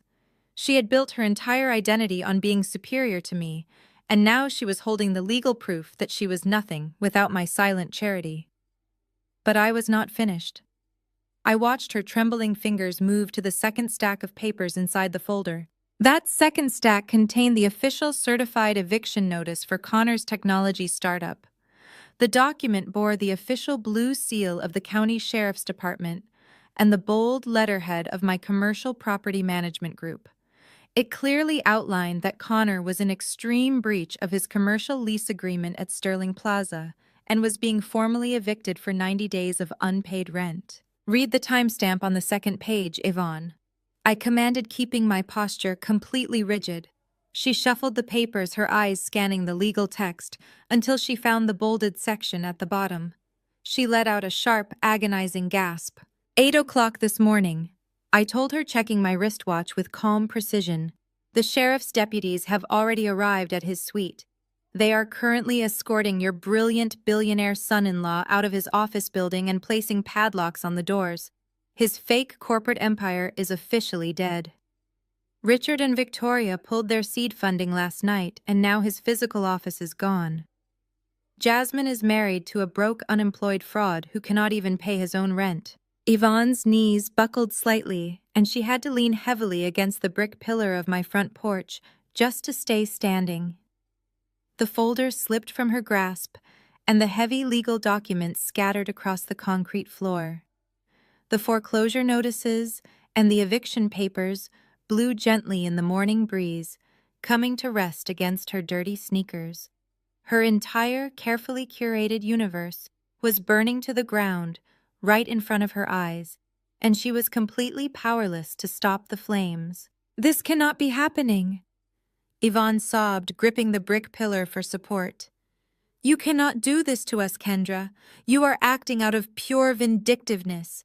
You are trying to destroy this family just to punish me for a simple mistake. We can fix this inside. Let me come inside and talk to Aaliyah. I can explain everything to her.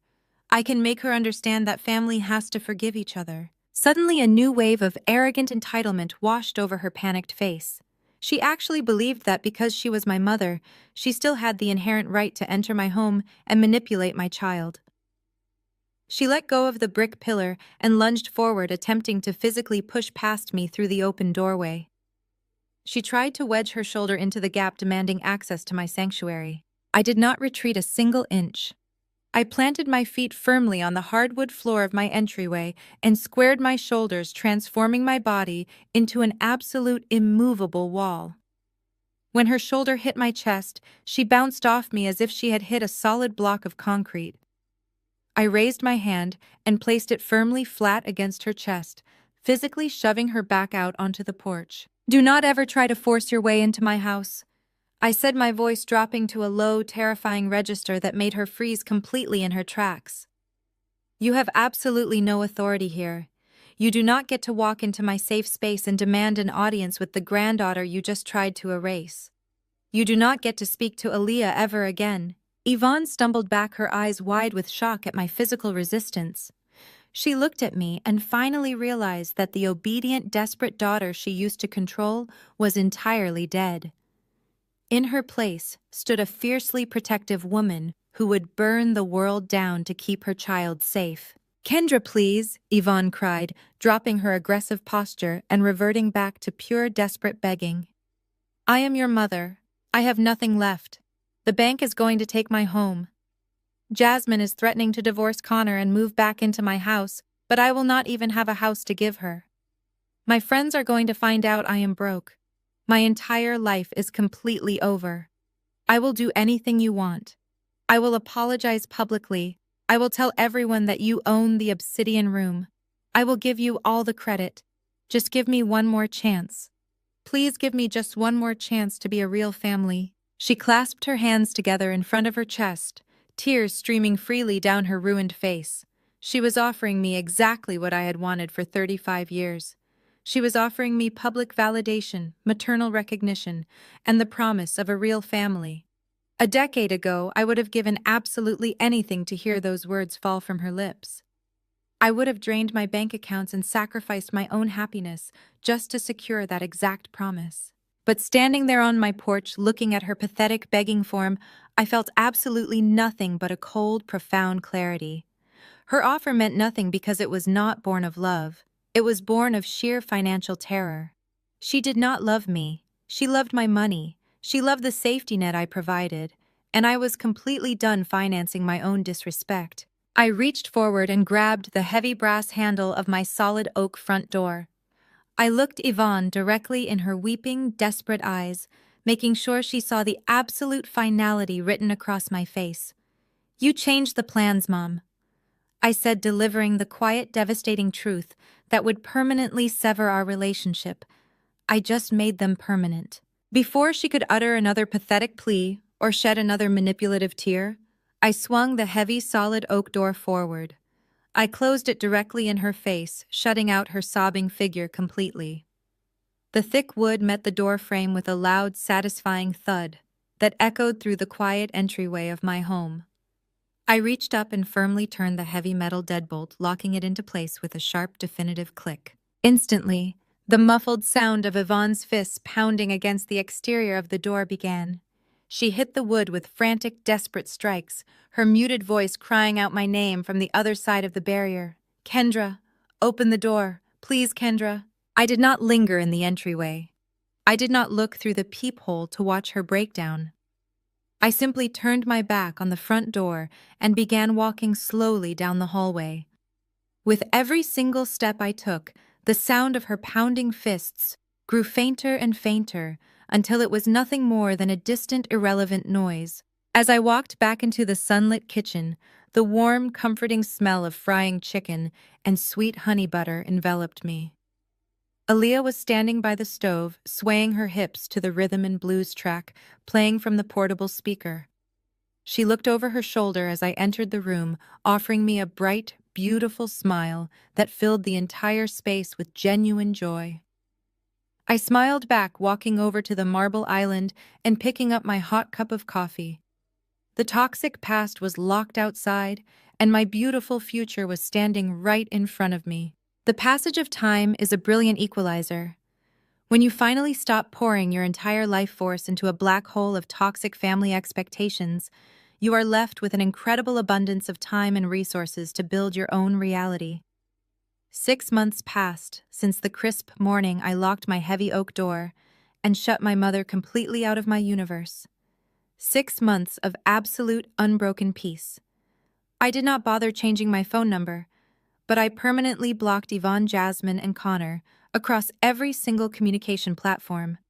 I let the vast, empty silence do all the talking.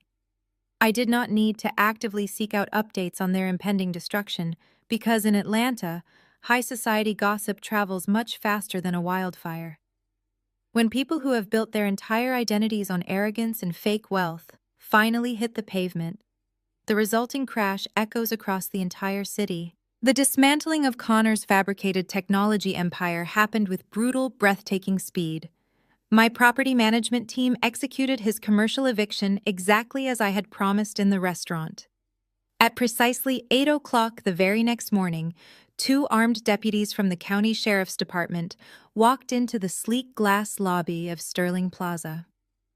They rode the private executive elevator straight up to his floor and formally served him the heavy stack of legal paperwork right in front of his remaining skeleton crew of confused employees. Connor was forced to pack his desk into a cheap brown cardboard box and was escorted out of my building by armed guards, while my maintenance staff changed the heavy brass locks on his suite. I was told he cried uncontrollably in the parking garage. Without a physical office, without daily operations, and most importantly, without the massive $500,000 seed investment he had desperately banked on his company, went into immediate, unrecoverable freefall. Richard and Victoria proved to be people of their absolute word. They were ruthless in their financial severance. They did not just pull their current funding, they completely legally insulated their personal wealth from his failing corporate assets. They cut their son off, leaving him to face the angry creditors and the aggressive collection agencies entirely on his own. Less than 2 weeks after the disastrous birthday dinner at the Obsidian Room, Connor was forced to file for total corporate and personal bankruptcy. His bank accounts were frozen by the state. His assets were seized by the courts. The brilliant, arrogant tech innovator was legally recognized as completely and utterly broke. The financial ruin immediately triggered the absolute collapse of his marriage. Jasmine had spent her entire adult life wearing her husband's perceived wealth like a shiny suit of armor, using it to terrorize and belittle anyone she deemed beneath her. She had built a pristine, untouchable social media presence based heavily on luxury vacations, designer handbags, and expensive imported cars. The absolute second the money evaporated, her fierce family loyalty vanished right alongside it. The repossession agents came for her luxury SUV in the middle of the night, hooking it up to a heavy tow truck and dragging it out of their upscale suburban driveway. It was the exact same vehicle that my mother had secretly funded using the $20,000 repayment I had given her a decade ago. Watching that stolen symbol of status get repossessed by the bank was the ultimate form of poetic justice. Jasmine did not stay to support her husband through his darkest hour. She packed whatever designer clothes she could fit into her expensive luggage and walked out the door without looking back. She filed for a highly contested, bitter divorce, citing irreconcilable differences and intense financial deception. But there was absolutely no money left for her to take in a divorce settlement. She found herself standing in the miserable wreckage of a marriage she had entered purely for status, realizing she had absolutely zero tangible skills or independent wealth of her own to fall back on. She was 32 years old, completely broke, and carrying a reputation for being a vicious, deceitful social climber. The wealthy elite circles she had desperately clung to dropped her the second her premium credit card started declining. But the most devastating fall from grace belonged entirely to my mother. Yvonne had spent 60 years cultivating a flawless aristocratic facade, relying heavily on the illusion of old money and untouchable Southern elegance. She had sacrificed her own flesh and blood just to maintain her precarious position in the Buckhead social hierarchy. When I officially terminated the anonymous monthly trust transfers that had been keeping her mortgage afloat, her pristine world violently imploded. Without my $3,850 arriving on the first of every single month, Yvonne was completely defenseless against the aggressive banking executives she had been dodging for years. The foreclosure process, which I had kept frozen through my silent charity, was immediately legally reactivated. The bank did not offer her any extensions or sympathetic grace periods. They moved with the cold, calculating efficiency of a financial institution reclaiming its massive debt. 30 days after I canceled the transfers, a bright neon orange public auction notice was officially stapled to the front door of her massive brick estate. A heavy metal lockbox was placed over her brass doorknob, locking her out of the life she thought she deserved. Yvonne tried desperately to save face. She tried to quietly secure personal loans from her wealthy country club friends, feeding them elaborate fabricated stories about temporary liquidity issues and massive banking errors. But the elite circles of Atlanta are incredibly small and incredibly vicious. The loud rumors of her impending foreclosure spread through the country club locker rooms and garden parties like a highly contagious virus. The same women she had gossiped with, the same women she had tried to impress by erasing my daughter, simply smiled politely and turned their backs on her. In the cold, shallow world of fake high society, poverty is treated as the ultimate unforgivable sin. The moment they smelled her financial desperation, they cast her out. Her exclusive country club membership was quietly revoked due to severe non-payment.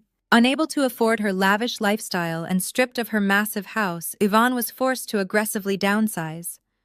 She had to sell off her expensive antique furniture, her designer coats, and her collection of heavy pearl necklaces just to cover her basic moving expenses. The grand matriarch, who had loudly demanded VIP glass dining rooms and scoffed at the scent of a working kitchen, was forced to sign a strict lease on a tiny, basic one-bedroom apartment located in a highly congested working-class neighborhood on the far, dusty outskirts of the city. There were no manicured lawns, there were no private security gates or valet stands. There was just the loud rumble of highway traffic and the crushing, agonizing reality of her new, permanent existence. Her high society days were entirely and completely over. She was exactly where she had always been absolutely terrified of being. She was alone, she was broke, and she was completely irrelevant. I did not feel a single drop of pity for any of them. I did not lose a single second of sleep worrying about the uncomfortable cheap bed my mother was forced to lie in. They had forged their own heavy chains with their arrogance, their prejudice, and their absolute lack of basic human decency. They were suffocating in the dark ruins of their own manufactured illusions. I simply let them choke on the dust while I breathed the fresh air of freedom. While they were busy fighting over the miserable, pathetic scraps of their destroyed reputations, I was busy building a brand new empire. I channeled every single ounce of my energy, my vast financial resources, and my deep culinary passion directly into the one person who actually deserved it. The bright, warm afternoon sun beat down on the bustling pavement of the newly revitalized Arts District in downtown Atlanta. The wide streets were vibrant, filled with the energetic, pulsing rhythm of a thriving, highly supportive community. I stood on the smooth concrete sidewalk, feeling the warm breeze brush against my face. I was wearing a sharply tailored crimson business suit, holding a chilled cup of sweet iced tea in my hand. Standing right beside me was Aaliyah. She was no longer the heartbroken teenager crying in our kitchen over a ruined batch of short ribs. She stood tall, her posture radiating an incredible, undeniable, fierce confidence. She wore a pristine white double-breasted chef's coat meticulously tailored to her frame. The fabric was crisp, bright, and absolutely flawless. We both tilted our heads back, shielding our eyes from the bright glare of the sun, as we looked up at the stunning architecture of the massive newly renovated commercial building standing directly in front of us.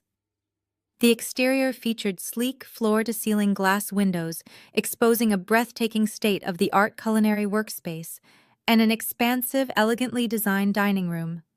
The velvet ropes were gone. The exclusionary glass boxes were gone. This place was built entirely on warmth, rich culture, and authentic welcoming power. A specialized crew of construction workers had just finished securing the massive heavy brass letters onto the dark polished marble marquee, positioned directly over the main entrance. The gleaming metal caught the bright afternoon sunlight, shining with a brilliant golden intensity that commanded absolute respect. I looked at the beautifully crafted sign, and then looked down at my brilliant, talented daughter. The name shining brightly on the marquee was not mine. It was hers. The heavy brass letters spelled out Aaliyah's in a bold, elegant script that caught the late afternoon sun. Below her name, the words Southern Fusion Kitchen were etched into the polished dark marble. I watched my daughter stare up at the marquee, her eyes reflecting the golden light of the busy street. She reached up and adjusted the collar of her pristine white chef's coat, a gesture of pure, absolute readiness. We had spent the last 6 months transforming this massive commercial space into a culinary sanctuary. We stripped away the cold, intimidating aesthetic of traditional fine dining and replaced it with rich, warm tones, exposed brick walls, and soft amber lighting. There were no velvet ropes here. There were no glass boxes designed to separate people based on their perceived social value. We built a restaurant that celebrated our culture, our history, and our authentic flavors. Tonight was the grand opening, and the entire city of Atlanta was buzzing with intense anticipation. Our reservation books had completely sold out within exactly 12 minutes of going live online. The local food critics, the hospitality industry leaders, and the most prominent culinary influencers were already lining up down the block, waiting for the front doors to open. Aaliyah turned to look at me, her face glowing with a fierce, beautiful confidence. She did not look like a child seeking permission anymore. She looked like a brilliant executive chef preparing to command her own kitchen. I gave her a firm nod, and we walked together through the front entrance, stepping into the vibrant, energetic atmosphere of her new empire. The interior of the restaurant was already humming with precise, coordinated activity. The front-of-house staff moved seamlessly between the tables, polishing wine glasses and lighting the small candles at the center of each dining space. The kitchen doors swung open, and the incredible savory scent of smoked spices, roasted garlic, and slow-braised meats filled the expansive room. Aaliyah walked straight into the back, taking her rightful place at the head of the kitchen line. I stood near the host stand, watching her direct her team of experienced sous chefs and prep cooks with absolute effortless authority. She was 16 years old now, and she was commanding a multi-million-dollar kitchen with the grace of an industry veteran. At exactly 6 in the evening, we opened the doors. The restaurant filled instantly with a wave of joyous, excited energy. The sounds of laughter, clinking glasses, and enthusiastic conversations echoed beautifully off the exposed brick walls. I walked through the dining room, greeting our guests and ensuring every single detail was executed perfectly. People were absolutely captivated by the food. They closed their eyes as they tasted the bourbon peach glazed short ribs and the smoked Gouda tartlets. The same exact menu my mother had cruelly deemed too heavy and unrefined was currently bringing the city's most elite food critics to tears of sheer culinary joy. About an hour into the dinner service, the front doors opened and 2 very familiar figures walked into the bustling lobby. It was Richard and Victoria. They stepped into the warm, inviting space of the restaurant looking completely different from the tense, furious people who had stormed out of the Obsidian Room 6 months ago. Tonight they were smiling, their faces relaxed and genuinely happy to be here. They were not here as Connor's parents. They no longer associated with the disgraced bankrupt son who had lied to them for years. They were here as our primary financial investors. The business relationship had formed in the immediate aftermath of that disastrous birthday dinner. Richard had reached out to my corporate office exactly 3 days after he pulled his funding from Connor's failing startup. He requested a formal professional meeting with me. When we sat down in my boardroom, Richard did not offer apologies for his son's racist behavior or ask for any personal favors. He simply slid a thick financial portfolio across the table and told me he recognized pure, undeniable talent when he saw it. He had been absolutely mesmerized by the flavor profile Aaliyah had created that night, and he was deeply impressed by the ruthless, efficient way I managed my commercial real estate assets. Richard and Victoria had decided to redirect the massive $500,000 seed investment they had originally earmarked for Connor. They wanted to invest that capital directly into Aaliyah's new boutique restaurant. They wanted to partner with a hospitality group that possessed actual integrity, a relentless work ethic, and a product that spoke for itself. I had negotiated the terms of the investment with absolute precision, ensuring that I maintained total majority ownership and complete creative control over the brand. Richard had respected my boundaries completely. The transfer of power and respect was absolute. I walked over to the host stand to greet them personally. Richard extended his hand and gave me a firm, respectful handshake. Victoria leaned in and offered a warm, polite embrace. There was no fake high society posturing. There was no underlying tension. It was a relationship built entirely on mutual business respect and a shared appreciation for incredible talent. "This place is absolutely magnificent, Kendra," Richard said, his deep voice carrying over the lively music playing in the dining room. "The atmosphere is vibrant. The design is flawless. You have outdone yourself once again." Victoria looked toward the swinging kitchen doors, her eyes shining with anticipation. "We have been dreaming about those short ribs for 6 months," she admitted with a genuine laugh. "I have told every single one of our associates on Wall Street that they have to fly down to Atlanta just to experience this menu." Is the young executive chef holding up well under the pressure of opening night? I smiled, feeling that deep, profound maternal pride swell in my chest. "She is not just holding up, Victoria," I said, gesturing toward the dining room. "She is completely dominating the space. Please let my host show you to your table. I will have Aaliyah come out and greet you personally after the main dinner rush settles down." I watched Richard and Victoria follow the host to a premium booth near the center of the room. They sat down and immediately began engaging with the waitstaff, ordering wine and soaking in the rich, authentic culture we had built. They were comfortable. They were appreciative. They were exactly the kind of guests we wanted to serve. Later in the evening, as the final dessert courses were being cleared from the tables, Aaliyah stepped out of the kitchen.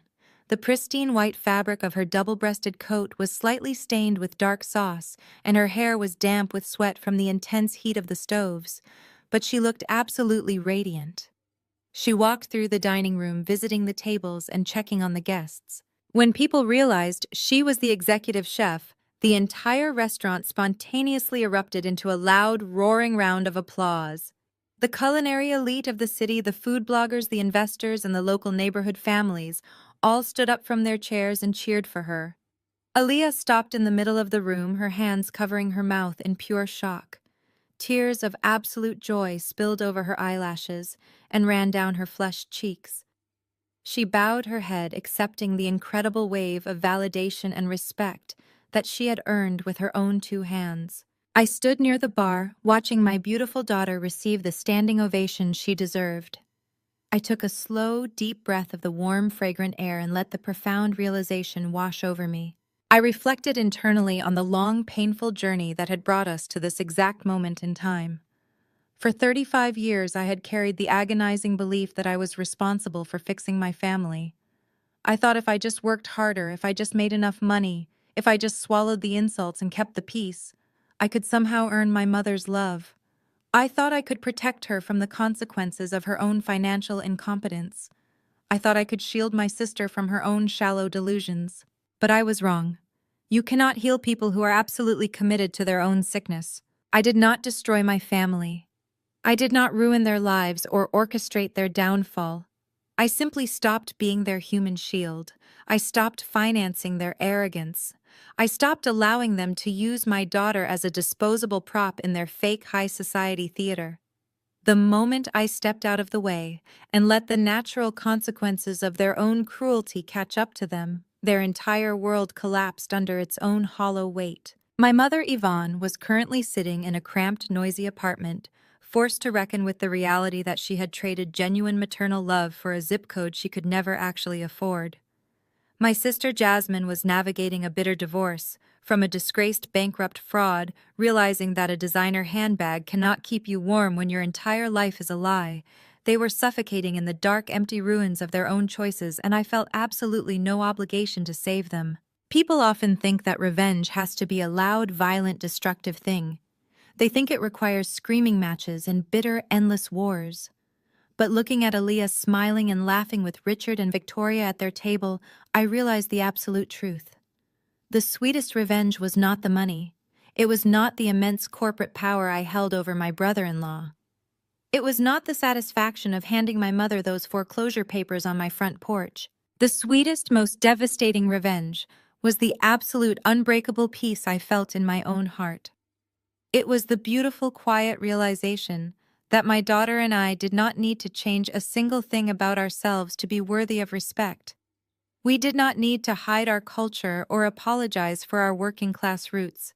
We were always enough exactly as we were. We were the architects of our own joy. We had built an empire on a foundation of truth, hard work, and authentic love.